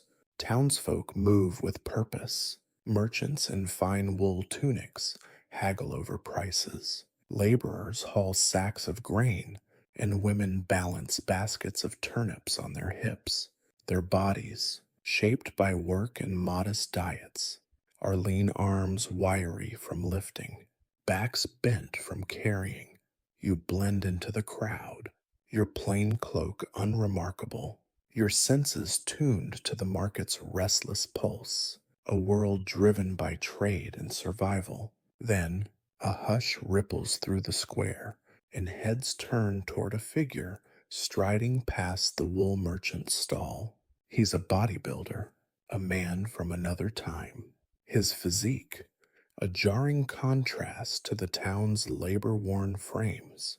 His shoulders are broad as a cart's axle, his biceps swell like sacks of grain, and his chest strains against a linen shirt that seems too fragile for his mass. Each step sends a ripple through muscles that gleam under the morning sun, his veins like quill pens under his skin. You marvel at his size, perhaps 6 feet tall, his weight easily doubling that of the leanest laborer. To the townsfolk, he's a spectacle, a figure from a minstrel's tale of giants or heroes. To you, he's an outsider, his body a challenge, to the medieval market's logic of utility and trade. A merchant named Ralph, his tunic embroidered with silver thread, pauses mid haggle, his eyes narrowing as he spots the stranger. "Who's this? Come to market with no wares," he calls, his voice sharp with the suspicion of a man who measures worth in coin. The bodybuilder replies calmly, "I seek to see your town, perhaps to work." His words, steady and confident, spark murmurs among the crowd. You notice a fishmonger, her hands scaled from gutting cod, staring at the stranger's arms, her mouth slightly open. In this town, a man's body tells his trade. Merchants are soft from counting silver, laborers gaunt from hauling loads, craftsmen muscled but lean from their tools. The bodybuilder's form, sculpted for display, defies their understanding of work and worth. You study the stranger's appearance, noting how it clashes with the market's practical ethos. His shirt, though plain, is too tight, outlining every curve of his physique in a way that draws gasps from a passing seamstress. His boots, sturdy but free of the market's mud, mark him as no trader or laborer. In a world where status is worn, merchants in fine cloth, peasants in patched tunics, the bodybuilder's muscles are a language no one speaks. The townsfolk's strength comes from necessity, lifting barrels, weaving cloth, gutting fish, their diet bread, pottage, and ale. Perhaps, too, 1,000 calories sustains their work, but not excess. The bodybuilder's frame suggests a diet of abundance meat, eggs, grains in quantities unimaginable here. You estimate his needs, 3,000 calories or more, costing more than a laborer's weekly wage. The crowd thickens around the stranger, their curiosity outweighing their tasks. A wool merchant, his scales balanced with weights, whispers to a baker, "Is he a guard for some rich lord?" The baker shakes his head. Guards carry swords, not this sculpted bulk. You notice a group of children, their faces smudged with dirt, pointing at the bodybuilder's arms, giggling as if he's a jester.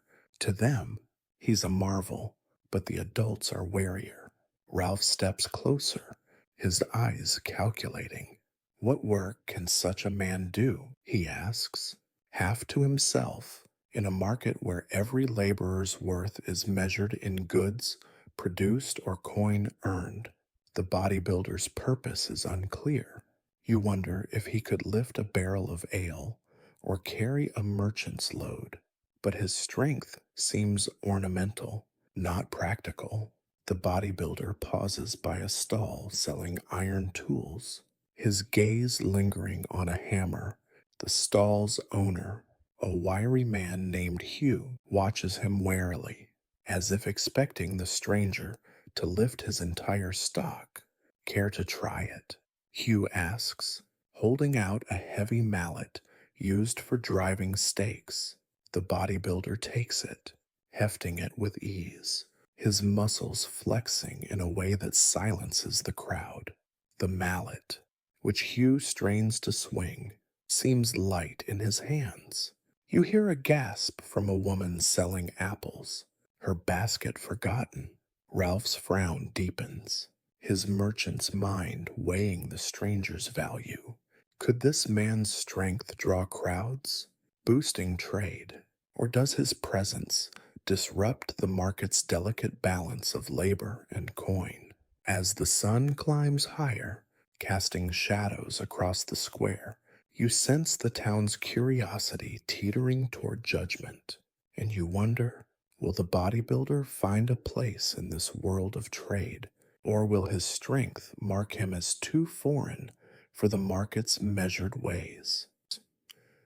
You're still in the heart of the trading town in Norfolk, 1370. where the market square has with the rhythm of commerce under a midday sun. The air is thick with the scent of fresh baked bread, the tang of salted fish, and the faint musk of wool stacked high in merchants' stalls. The clatter of coins and the shouts of haggling blend with the creak of cartwheels, creating a symphony of trade. Townsfolk move through the crowd.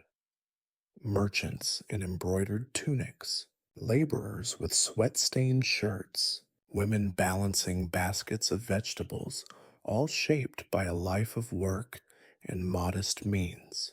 You stand among them, your cloak blending with their rough wool, your senses attuned to the market's pulse. The bodybuilder, this towering figure of muscle, stands near a tool seller's stall, his physique broad shoulders, biceps like knotted oak still drawing stares and whispers. His presence, like a sudden gust through the square, has shifted the town's focus, and you sense the growing tension as the townsfolk weigh his worth. Ralph, the wealthy wool merchant, watches the bodybuilder closely, his sharp eyes calculating profit and risk. The stranger's feet with the heavy mallet, lifting it as if it were a feather, has sparked murmurs of awe, but also suspicion. You notice Hugh, the tool seller, clutching his stall's counter, his wiry frame tense. In this town, strength is practical. Laborers haul barrels, weavers work looms, fishmongers heft crates. The bodybuilder's muscles, sculpted for display, seem detached from the market's needs. Ralph steps forward, his voice smooth but probing. You've strength enough, he says, but what work can you do here? The bodybuilder replies, I can lift, carry, whatever you need. His confidence, so natural, feels foreign in a place where every effort is measured in coin or goods. Ralph gestures to a stack of wool bales near his stall, each one heavy with raw fleece, a load that takes 2 laborers to move. Show us, he says, a challenge wrapped in a merchant's smile. The crowd gathers, their tasks forgotten. As the bodybuilder approaches the bales, you watch his muscles flex, his arms coiling as he lifts a bale nearly 100 pounds onto his shoulder with ease. The crowd gasps. A seamstress dropping her needle, a baker pausing mid-sale. The bale, which would strain even the town's strongest porter, seems light in his grasp. He sets it down gently, the earth barely stirring, and you see Ralph's eyes narrow, not with awe, but with calculation. Could this man's strength draw crowds, boosting trade, or does his presence unsettle the market's delicate balance? You estimate the bodybuilder's needs, a diet of 3,000 calories or more, rich in meat and eggs, far beyond the town's means. A laborer's meal rye bread, pottage, perhaps a sliver of cheese yields 2,000 calories at best. Split among a family, the bodybuilder's hunger could cost a week's wages for a skilled craftsman, a sum Ralph might pay, but most cannot. A fishmonger, her hands rough from scaling cod, mutters, what lord feeds such a man? You sense her confusion. In this town, only merchants or nobles could afford such excess. Yet the bodybuilder carries no sign of wealth, no fine cloak, no sword. His smooth hands, free of calluses, mark him as no laborer, his purpose as unclear as his origins. The crowd's curiosity shifts to questions. A young apprentice, his tunic patched, asks, how do you grow so strong? The bodybuilder answers, I lift weights, eat well, rest often. The words baffle the townsfolk. Lifting for its own sake, eating beyond survival. Rest beyond a Sunday's pause. You see the apprentice's frown, his life bound by 12-hour days, hauling goods. Ralph, ever the merchant, presses further. Where do you come from? With such ways, the bodybuilder's reply is vague, a place far off, and you sense his reluctance to reveal a world of gyms and abundance that would sound like madness here. The townsfolk whisper of foreign lands, perhaps Outremer or the north, but you know his truth lies beyond their imagination. As the market hums on, a weaver named Agnes approaches, her hands knotted from years at the loom. Could you carry my cloth to Norwich? She asks, half hopeful, half skeptical. Her bales, heavy with woven wool, require a cart and 2 men for the journey. The bodybuilder nods, lifting a bale as if it were a child, and you hear the crowd's murmurs grow. Yet you notice Hugh's unease deepen.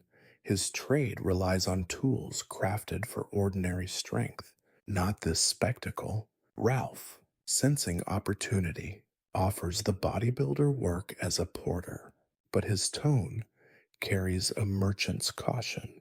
In a town where every laborer's wage is fixed 6 pence a day, for a strong man the bodybuilder's value is uncertain.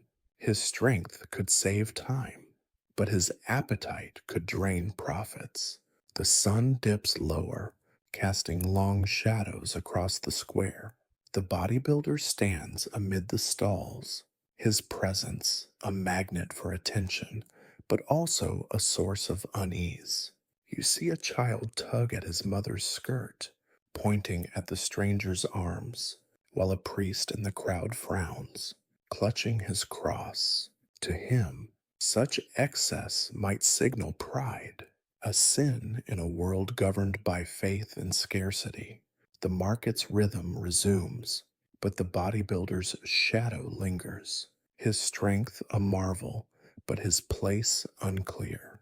As Ralph watches, his mind turning over costs and gains, you wonder, can this stranger carve out a role in the market's world of trade and toil? Or will his power, so striking, prove too costly for a town built on balance?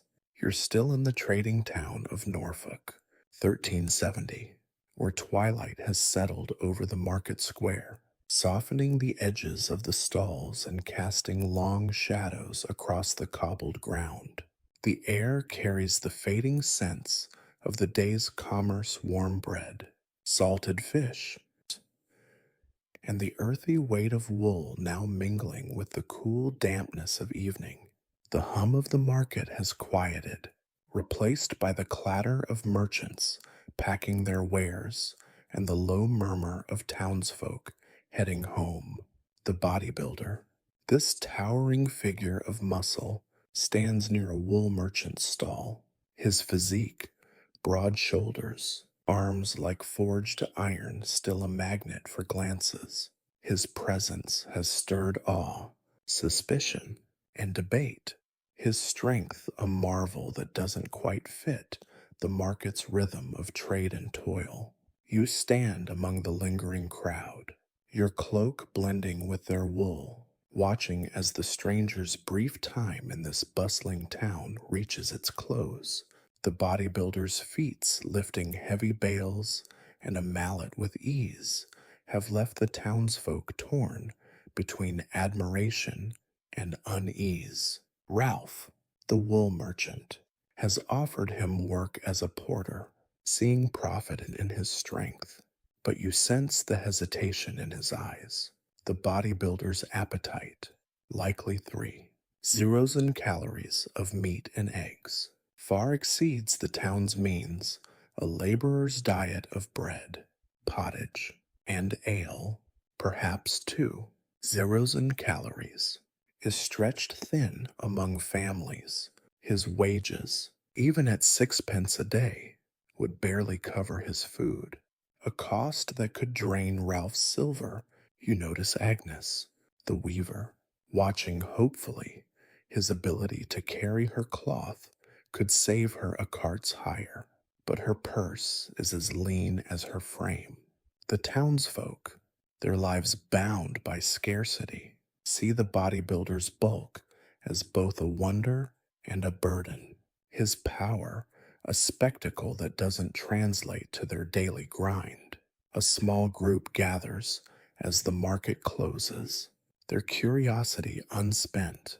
Hugh, the tool seller, steps forward, his wiry hands clutching a heavy iron bar from his stall. "One last show," he says, his voice half challenge, half invitation.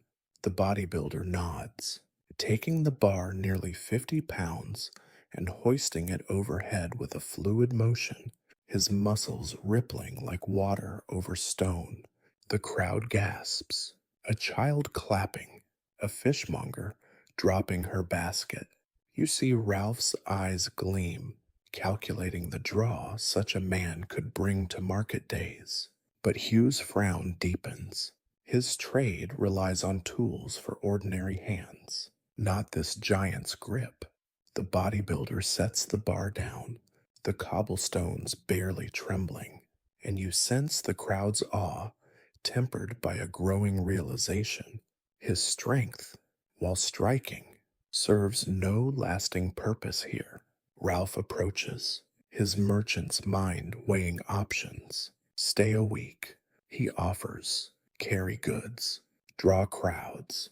But the bodybuilder shakes his head, his expression calm but distant. "My path lies elsewhere," he says, his words carrying a weight the townsfolk can't grasp. You sense his isolation, a man from a world of abundance, where strength is sculpted for its own sake, standing in a market where every effort is measured in coin or survival. A priest, lingering nearby, mutters about vanity, his cross glinting in the torchlight. To him, the bodybuilder's form borders on sin, a defiance of a world where the body serves God or labor, not pride. You notice a young boy, his eyes wide, tugging at his mother's skirt, whispering of giants. To him, the stranger is a legend, but to the adults, he's a puzzle without a place. As the stars emerge, the bodybuilder prepares to leave. Agnes, in a gesture of kindness, presses a small loaf of bread into his hands, her smile weary but warm. "For your road," she says. He accepts it, his massive hand dwarfing the loaf, and you feel a fleeting connection, a moment of humanity bridging their worlds. He steps into the night, his silhouette swallowed by the shadows beyond the square, leaving the market to its familiar hum. The townsfolk disperse, their talk turning to tomorrow's trade. But you hear the boy whisper to his friend, "He'll be a story."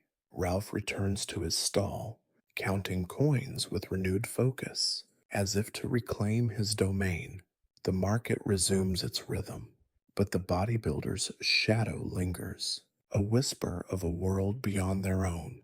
By morning, the square bustles again, but the stranger's presence echoes in small ways. Agnes tells customers of the market marvel, her tale growing with each retelling.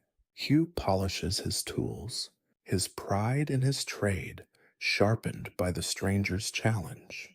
You imagine a merchant's ledger noting the day's oddity, a line lost to time. A man of great size came, lifted iron, and left. The town moves on, its balance restored, but the bodybuilder's visit has left a mark, a reminder that strength can be more than labor, even if it doesn't fit the market's needs. Reflecting on this moment, you see its resonance with our own time. The bodybuilder, a product of modern abundance, embodies a pursuit of physical ideals that medieval townsfolk would have found baffling, even wasteful. Their world, driven by trade and survival, valued strength only as it served practical ends, hauling goods, crafting tools, yet their curiosity, tempered by caution, mirrors how we confront the unfamiliar today. We chase fitness and form in gyms, but the market's rhythm reminds us that worth is often tied to utility, not appearance. The bodybuilder's brief stay, like a coin dropped in a merchant's scales, tips the balance briefly, then fades. It asks us to consider, what does strength mean when it serves only the self? And how do we find value in a world where purpose, not power, shapes our days? Now, as the market's lights dim and the night grows still, let the story blur, carrying you gently toward sleep. You're standing on the edge of a small peasant village in Devon, England. In the year 1380, the morning air is cool, heavy with the scent of damp earth and freshly cut barley. Fields stretch out before you, patchwork strips of green and gold, divided by low hedges and worn paths. The rhythmic swish of scythes fills the air, mingling with the low bleat of sheep and the distant creak of a watermill. Peasants move through the fields, their bodies bent from years of toil, men swinging scythes, women gathering sheaves, children chasing stray lambs. Their frames are lean, shaped by endless labor and a diet of coarse bread and pottage, their hands calloused from gripping tools. You blend into this world, your rough cloak indistinguishable from theirs, your senses tuned to the steady pulse of rural life, where survival hinges on the harvest and the seasons. Then, a figure appears on the path leading into the village, and the peasants pause, their scythes still. He's a bodybuilder, a man from another time. His physique a startling contrast to the villager's wiry forms. His shoulders are broad as a plow's yoke. His biceps bulge like the haunches of an ox, and his chest strains against a simple linen tunic that seems too frail for his mass. Each step sends a ripple through muscles that gleam in the morning light, his veins standing out like cords beneath his skin. You marvel at his size, perhaps 6 feet tall, his weight easily doubling that of the leanest reaper. To the peasants, he's a spectacle, a figure from a fireside tale of giants or saints. To you, he's an outsider, his body a challenge to the medieval world's understanding of labor and endurance. A peasant named Eadwulf, his face weathered by sun and wind, leans on his scythe, his eyes narrowing as he watches the stranger approach. "Who's this? Come to our fields," he calls, his voice rough but curious, shaped by years of shouting over storms. The bodybuilder replies simply, "I seek rest, perhaps work." His words, calm and confident, spark murmurs among the villagers. You notice a woman, Aelfgifu, clutching a bundle of barley, staring at the stranger's arms, her expression a mix of awe and unease. In this village, a person's body tells their story. Men are wiry from harvesting, women stooped from grinding grain, children thin from shared rations. The bodybuilder's form, sculpted for display, defies their logic of survival through toil. You study the stranger's appearance, noting how it clashes with the field's harsh reality. His tunic, though plain, is too tight, outlining every curve of his physique in a way that draws gasps from a young boy herding geese. His boots, sturdy but free of the field's mud, mark him as no laborer. In a world where status is etched in the body, peasants gaunt from hunger, lords soft from leisure, the bodybuilder's muscles are a mystery. The villagers' strength comes from necessity, swinging scythes, hauling sheaves, plowing fields. Their diet rye bread, pottage of peas and herbs. Perhaps 800 calories barely sustains their work.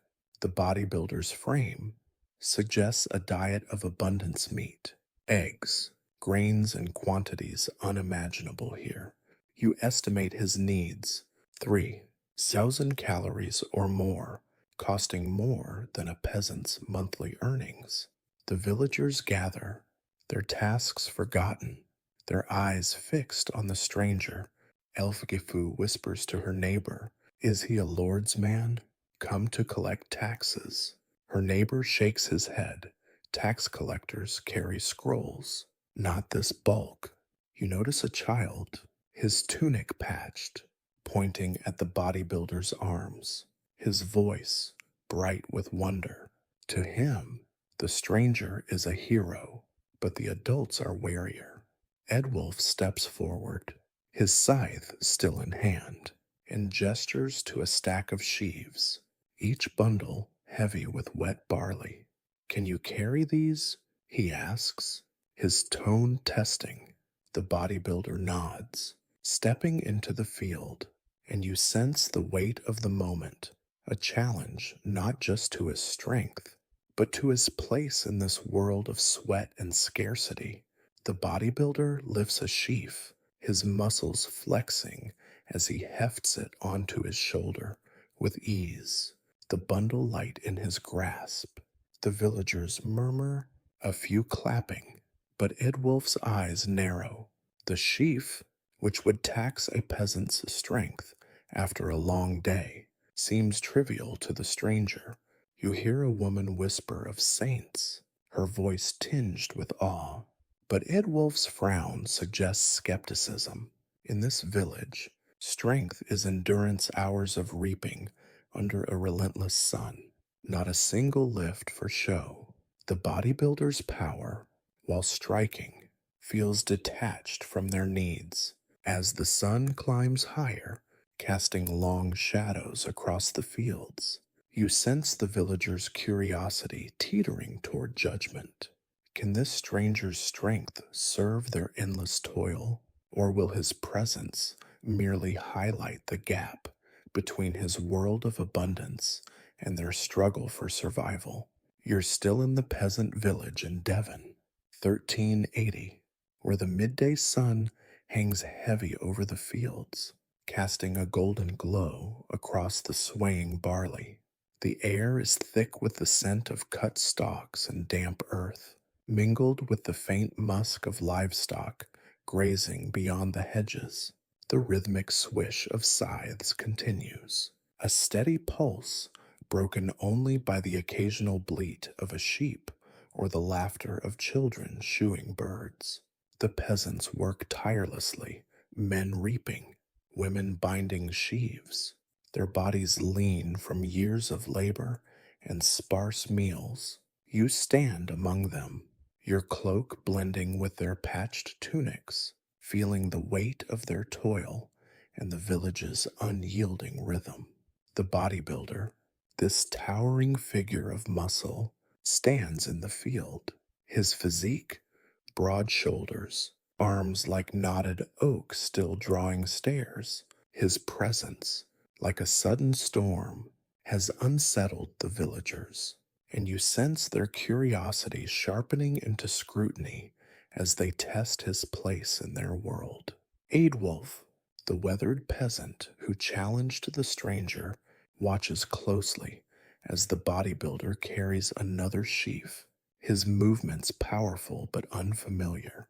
The bundle, heavy with wet barley, is light in the stranger's hands, but you notice his steps falter slightly on the uneven ground.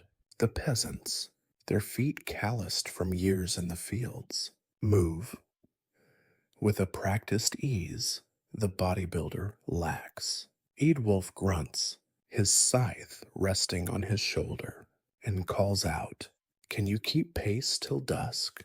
His voice carries a challenge, not of strength, but of endurance, the true measure of a peasant's worth. You see the bodybuilder nod, his confidence unshaken, but you wonder if he grasps the task's demands. Hours of repetitive labor under a relentless sun, fueled by little more than bread and thin pottage. The bodybuilder joins the reapers, taking a scythe offered by Elf Gifu, her hands rough from binding sheaves. He swings it, his muscles flexing with each stroke, cutting a swath wider than any villager's. The barley falls neatly, and the children nearby clap, their eyes bright with wonder. But you notice Eadwulf's frown deepen. The bodybuilder's strokes are powerful but uneven, lacking the rhythm honed by years of practice. Aelfgifu, tying a sheaf, murmurs to her neighbor. He cuts fast, but can he last? In this village, survival depends on stamina, working from dawn to dusk. Season after season, the bodybuilder's strength, while striking, seems a burst of power, not the slow burn of peasant endurance. You estimate his needs, 3,000 calories or more, rich in meat and eggs, far beyond the village's means. A peasant's diet: rye bread, pottage, perhaps 800 calories, barely sustains their toil, let alone his bulk. The villagers pause for a midday meal, gathering under a gnarled oak. Elfgafu shares out coarse bread and a thin broth of peas and herbs, the portions small but carefully divided.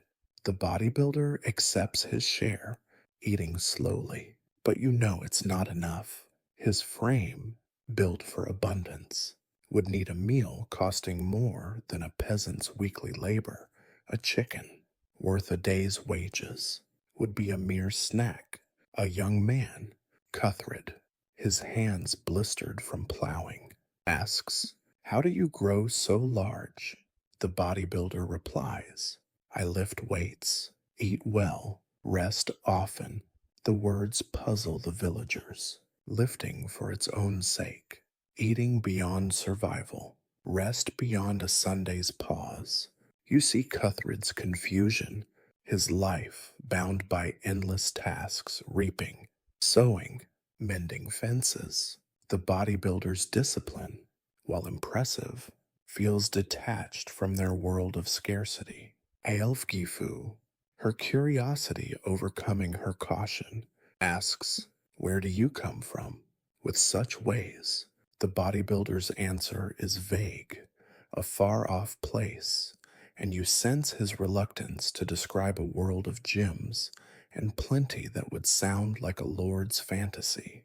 The villagers whisper of foreign lands, perhaps the Holy Land or the North, but you know his truth lies beyond their grasp. An old woman, her back bent from years of gleaning, mutters about saints, her fingers clutching a wooden cross. To her, the bodybuilder's form might be a blessing or a curse, a sign of divine favor or unnatural excess. Eadwulf, wiping sweat from his brow, watches silently, his pride as a reaper tested by this stranger's power. In a village where strength means enduring the harvest, the bodybuilder's bulk is a riddle. As the afternoon wears on, the bodybuilder continues reaping, his strokes growing slower, his breath heavier. You notice the peasants exchange glances. They're tired too, but their bodies are accustomed to this grind, their muscles fueled by necessity, not choice. The bodybuilder's strength, so striking at first, seems to wane under the field's relentless demands. A child, tugging at Elfgifu's skirt, asks if the stranger is a giant, but her smile is weary. To her, he's no hero, just a man out of place. Eadwulf, setting down his scythe, approaches the bodybuilder, his tone softer, but still probing. "You've strength," he says, "but can you live our life?" The question hangs in the air, a test of more than muscle. As the sun dips lower, casting long shadows across the fields, you wonder, can this stranger endure the peasant's unending toil? Or will his power prove too foreign for their world of sweat and survival? You're standing in the small peasant village in Devon, 1380, where the day's toil has finally come to an end. The sun has dipped below the horizon, painting the sky in soft shades of orange and purple, and a cool evening breeze rustles through the dry barley stalks. The air, once thick with the scent of cut grain and sweat, now carries the faint aroma of wood smoke from the village hearths. The rhythmic swish of scythes has ceased, replaced by the low hum of conversation and the gentle clatter of bowls and spoons as the peasants gather for their evening meal. The bodybuilder, this towering figure of muscle and mystery, stands at the edge of the field, his silhouette stark against the fading light, his presence, a momentary disruption in the village's ancient rhythm, has faded, leaving behind a subtle, lingering unease. You stand among the weary villagers, your cloak blending with their rough wool, watching as they grapple with the questions he has left behind. The bodybuilder's brief time in the fields, his powerful but unpracticed strokes with the scythe, his faltering endurance under the relentless sun has confirmed the villagers' initial suspicions. His strength, while a marvel to behold, proved ill suited to their world of slow, persistent toil. Adewolf, the weathered peasant who had challenged him, now sits with his family, his face etched with a quiet, hard won pride. His own arms, though lean, are built for a lifetime of work, not a fleeting display of power. He had watched the stranger grow tired, his mighty muscles betraying him under the sheer demand of the peasant's unending grind. To Edwulf, strength was not about lifting a single heavy load, but about the ability to rise before dawn, day after day, year after year, to meet the demands of the fields. The bodybuilder's strength was a sprint, the peasant's was a marathon. As the villagers share their evening meal, a simple pottage of peas and herbs, with a crust of rye bread, you notice their gazes occasionally drift toward the path where the stranger stands. The younger villagers, who had clapped at his strength, are now quieter, their initial awe replaced by a thoughtful curiosity. They had seen the limits of his power, a strength that could cut a wide swath, but could not sustain itself through a full day's harvest. Aelfgifu, the woman who had offered him the scythe, now cradles a small child, her face weary. She had watched him eat his meager portion of bread, knowing it was a fraction of what a man of his size would need. To her, his body was not a sign of strength, but a sign of unsustainable consumption, a paradox in a world where every morsel of food was a victory won from the earth. The bodybuilder's muscles, a testament to abundance, felt like a ghost from a different world, a world of plenty that the villagers could only imagine in their wildest dreams. The bodybuilder, sensing his time to depart, approaches the small group. He offers no grand farewell, no final display of power. Instead, he simply nods to Edwulf, a gesture of respect, and hands Aelfgifu a small, smooth stone he had picked from the path. For your son, he says, his voice soft but firm, a reminder that strength can be found in many things. The gift is simple, yet it holds a quiet weight. To the villagers, it is a curiosity, a token from a man who was both a marvel and an enigma. Aelfgifu's son, still small, clutches the stone in his hand, his eyes wide.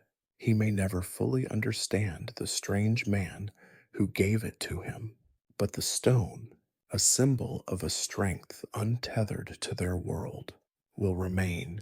The bodybuilder turns, his massive frame disappearing into the encroaching darkness, leaving the village to its own slow, measured rhythm.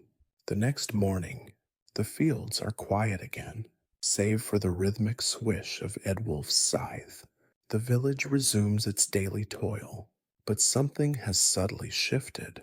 The older villagers, who had seen the stranger's display of power, now have a new fireside tale to tell a story of the giant reaper who could lift sheaves like feathers, but could not keep pace with their hard-won endurance. Aidwulf, his pride in his own work restored, swings his scythe with a renewed purpose, as if to prove that his strength, born of necessity and survival, is the truer, more enduring kind. Elfgifu's son plays with the smooth stone, his small hand growing accustomed to its weight, a quiet reminder of a world beyond his own. The bodybuilder's visit, like a fleeting dream, has left its mark, a faint but indelible whisper that the world is larger and stranger than they had ever imagined. Reflecting on this moment, you see how it speaks to our own modern world. The bodybuilder, a product of our time of abundance, represents a pursuit of physical ideals that medieval peasants would have found baffling, even wasteful. Their lives, bound by scarcity and the seasons, remind us how deeply our values are shaped by what we have. The peasant's strength was a means to an end, survival, while the bodybuilder's was an end in itself, a form of self-expression. Yet the villager's reaction, a mix of awe, confusion, and eventual understanding, mirrors how we confront ideals that challenge our own. Today, we admire strength and beauty sculpted in gyms, but the peasant's toil reminds us that strength is contextual, tied to the demands of time and place. The bodybuilder's brief stay, like a stone dropped in a field, leaves no lasting mark on the harvest, but it plants a question in the minds of those who saw him. What does strength mean when survival is no longer the only goal? And how do we measure worth in a world where toil and endurance are no longer the only paths? Now, let the fire in the hearth fade to embers, and the quiet thoughts of history carry you gently towards sleep. You're standing in the great hall of a nobleman's castle in Warwickshire, England, in the year 1400. The air is warm, thick with the scent of roasted meat, spiced wine, and the faint musk of damp stone. A colossal fire roars in the central hearth, casting a flickering, golden light across the high vaulted ceiling and the tapestries that hang on the walls, depicting scenes of chivalrous knights and mythical beasts. The hall is a cacophony of sound, the clatter of pewter plates, the loud laughter of knights, the gentle pluck of a lute from the minstrel's gallery. A long oak table, polished smooth by centuries of use, stretches the length of the room, groaning under the weight of platters piled high with boar, venison, and loaves of fine white bread. The lord of the castle, Sir Alistair, sits at the head of the table, his face flushed with wine and good cheer, surrounded by his knights and household servants. Their bodies, while not gaunt like the peasants', are still lean and functional, shaped by the demands of war, riding, and the disciplined life of a noble's court. You blend into the crowd of servants and lesser guests, your simple tunic unremarkable, your senses overwhelmed by the sheer opulence of the scene. Then a hush falls over the hall, and all heads turn toward the massive oak doors as a figure is ushered in by a startled page. He is a bodybuilder, a man from another time. His physique a startling contrast to the functional frames of the knights and nobles. His shoulders are broad as the fireplace itself. His biceps bulge like the haunches of a battle horse, and his chest strains against a borrowed tunic that seems ill suited to contain such mass. Each step he takes sends a ripple through muscles that gleam under the firelight. His veins like thick cords beneath his skin. You marvel at his size, perhaps 6 feet tall, with a weight that could rival two of the Lord's most imposing men at arms. To the nobles, he is a spectacle, a figure who could have stepped from the tapestries on the walls, a giant, a hero, a curiosity. To you, he is an outsider, his body a living challenge to the medieval world's understanding of wealth, strength, and purpose. Sir Alistair, the Lord, pauses with a wine goblet halfway to his lips, his eyes narrowing as he takes in the stranger. Who is this, and why does he grace my hall? He asks, his voice booming but laced with curiosity. The stranger's guide, a nervous page, stammers, "My lord, he is a traveler, a man of great size, who seeks your hospitality." The bodybuilder replies calmly, his voice deep and steady, "I seek a night's rest and a meal." His words, confident and direct, spark murmurs among the knights. You notice their hands, calloused from gripping swords, contrast sharply with the bodybuilder's smooth, unblemished skin. The knight's strength is a product of necessity, swinging swords, wearing heavy armor, and enduring long campaigns. The bodybuilder's form, sculpted for display, defies their logic. You study the stranger's appearance, noting how it clashes with the hall's culture of disciplined power. His tunic, though fine, is too tight, outlining every curve of his physique in a way that draws gasps from a lady in waiting. His boots, sturdy but unscarred, lack the mud of a traveler or the spurs of a knight. In a world where status is worn, the lord in velvet, the knight in chainmail, the servant in coarse wool, the bodybuilder's muscles are a language no one speaks. The knight's strength, while impressive, is a product of their station. Their diet, rich with meat and wine, is enough to sustain a life of warfare and leisure, but not to build such an exaggerated form.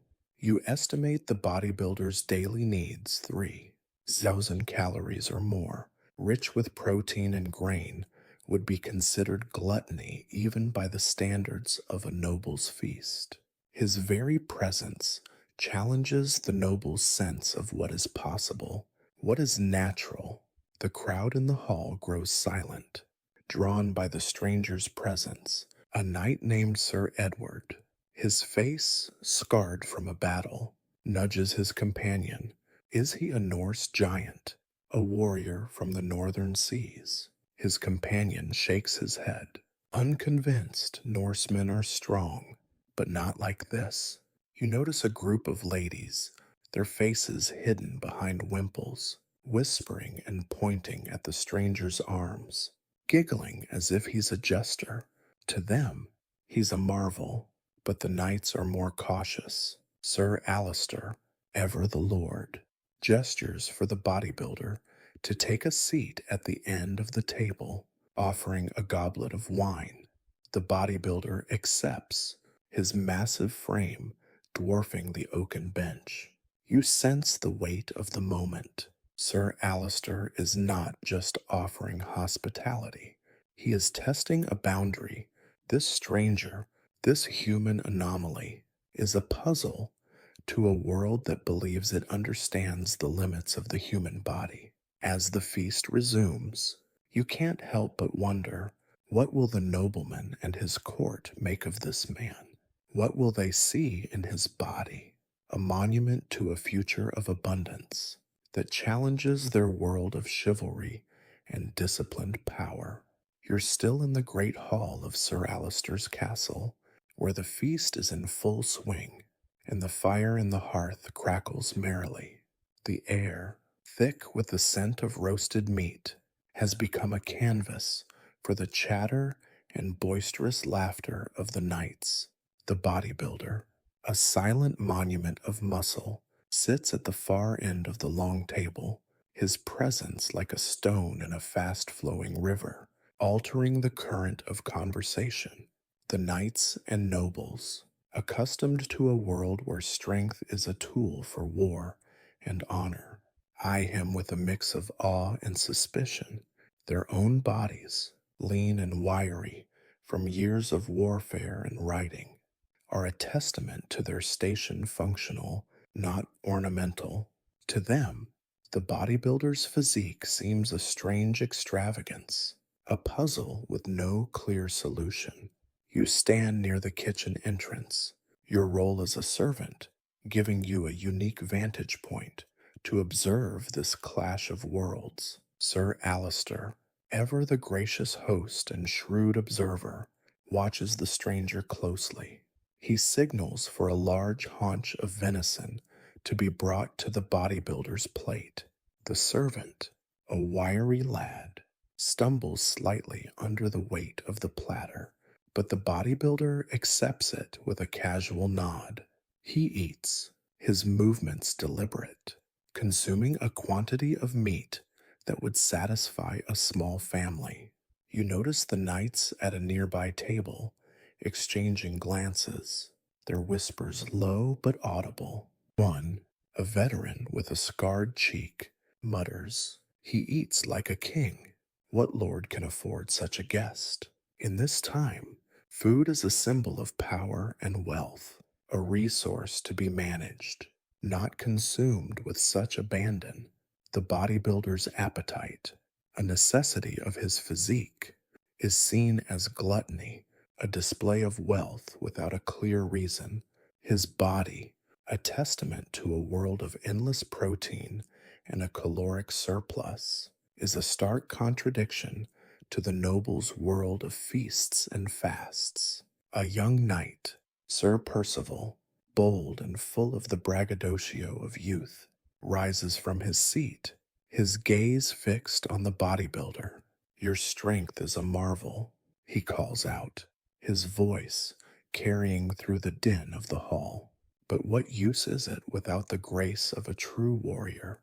The challenge hangs in the air, a joust of words before a joust of men. Sir Percival gestures to a small, heavy stone used by the squires for strength training, a rough, jagged piece of granite weighing about 50 pounds.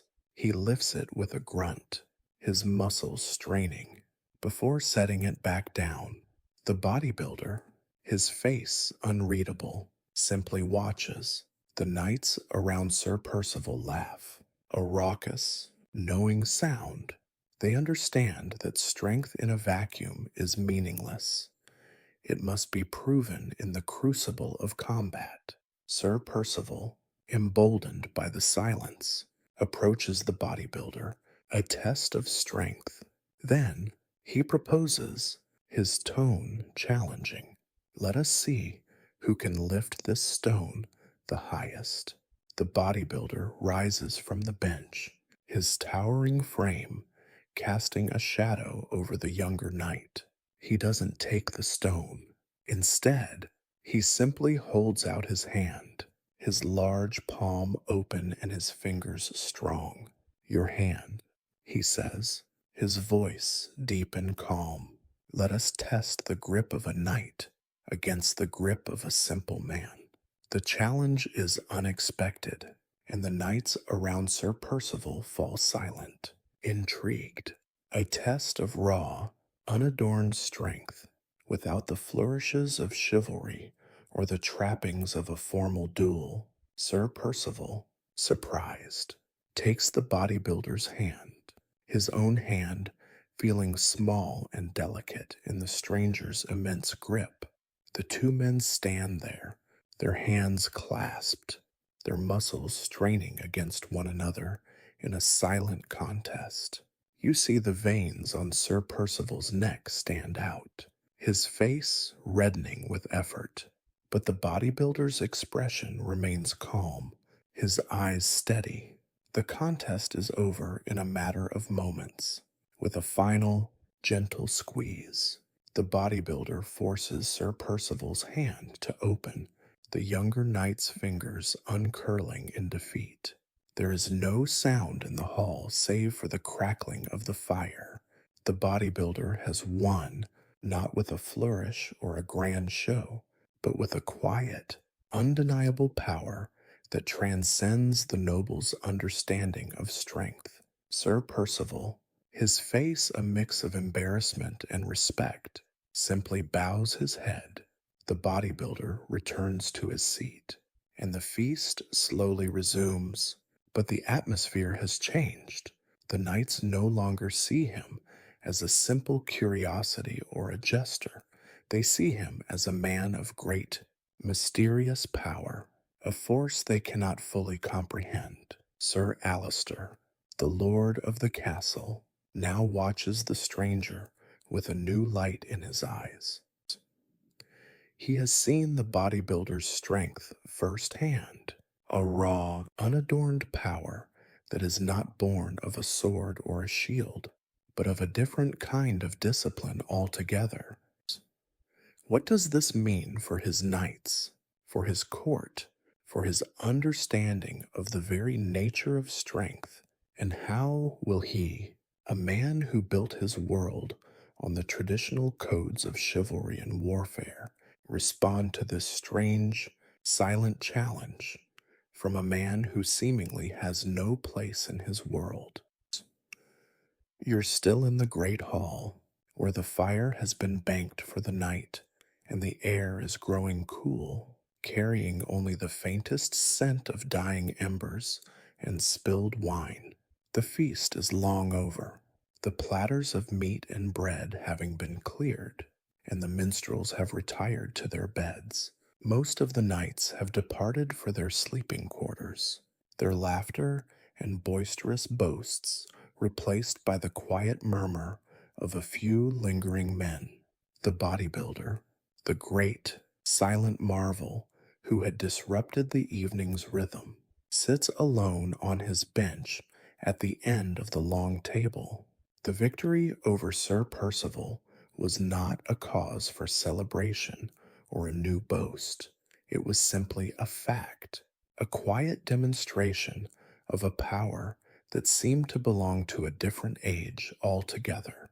You watch from the shadows near the kitchen door, observing the final moments of this strange encounter between two worlds. Sir Alistair, the lord of the castle, rises from his seat at the head of the table. He is no longer the jovial host, but a thoughtful and pensive man, his mind turning over the events of the evening.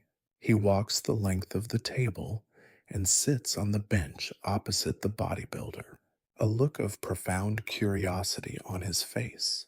Your strength, he begins, his voice low and serious, is a thing of wonder. It is not the strength of a knight, forged in armor and battle. It is something else entirely. The bodybuilder, his face unreadable, simply nods. Sir Alistair gestures to his own calloused hands, the hands of a man who has held a sword and a shield, a man who has built his life on the principle of disciplined violence. My strength serves a purpose, he continues. It is to protect my lands, to honor my king, to defend my people. What purpose does your strength serve? The question hangs in the air, a question that, in the bodybuilder's own time, would have 1,000 different answers. Health, aesthetics, competition, personal pride. But in the year 1400, these answers are nonsensical. The bodybuilder is a man without a context. He can't explain the concept of a gymnasium, of lifting weights for its own sake, of a surplus of food that allows for the cultivation of muscle as a hobby. He is a ghost from a world of abundance, standing in a world of scarcity. He simply replies, "My strength is a matter of discipline. It is for myself." The words, simple as they are, land like a foreign language.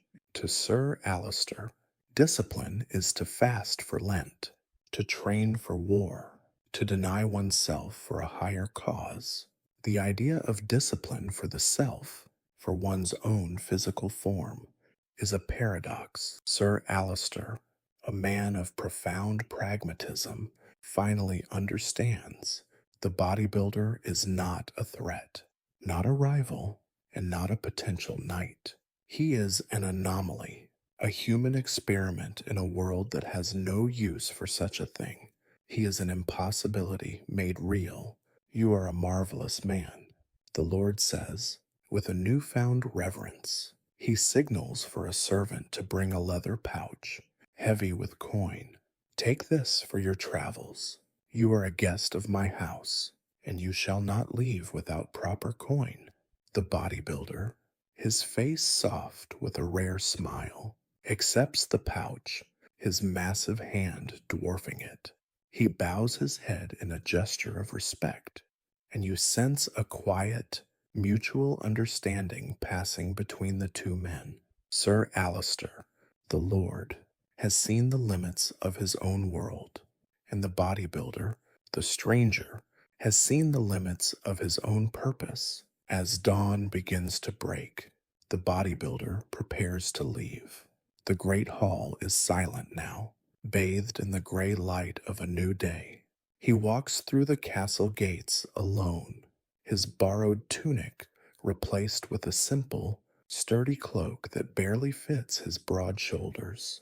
He carries no sword, no shield, no luggage, only the pouch of coins from Sir Alister.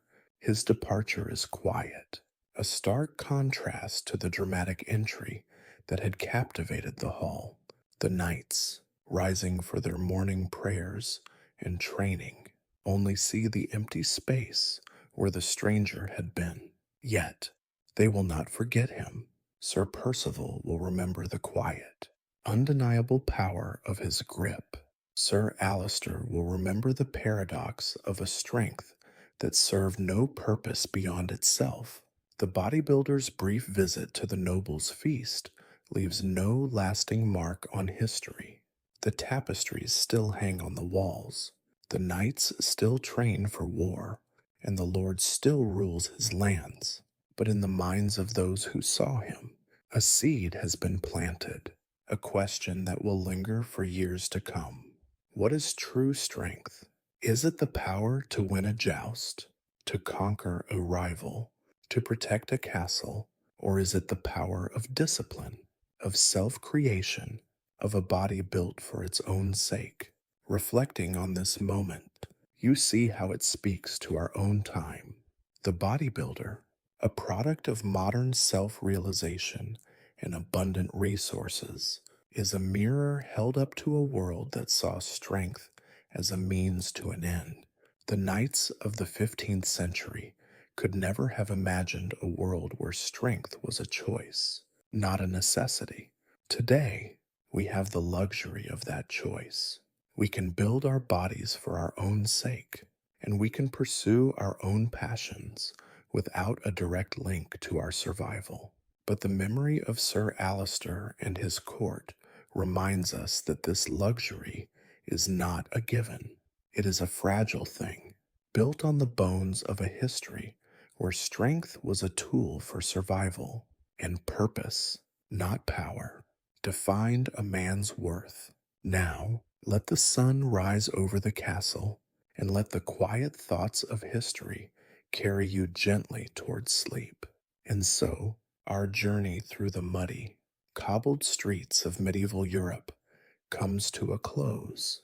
The rhythmic swish of the peasant's scythe, the clang of the blacksmith's hammer, the low hum of the monastery's chants, All those sounds are slowly fading now, drifting away on the evening breeze.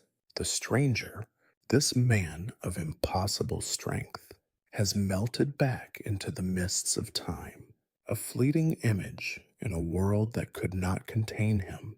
His muscles, a testament to a world of abundant food and easy leisure, were a paradox to those who knew only scarcity and unending toil, a riddle without a definitive answer.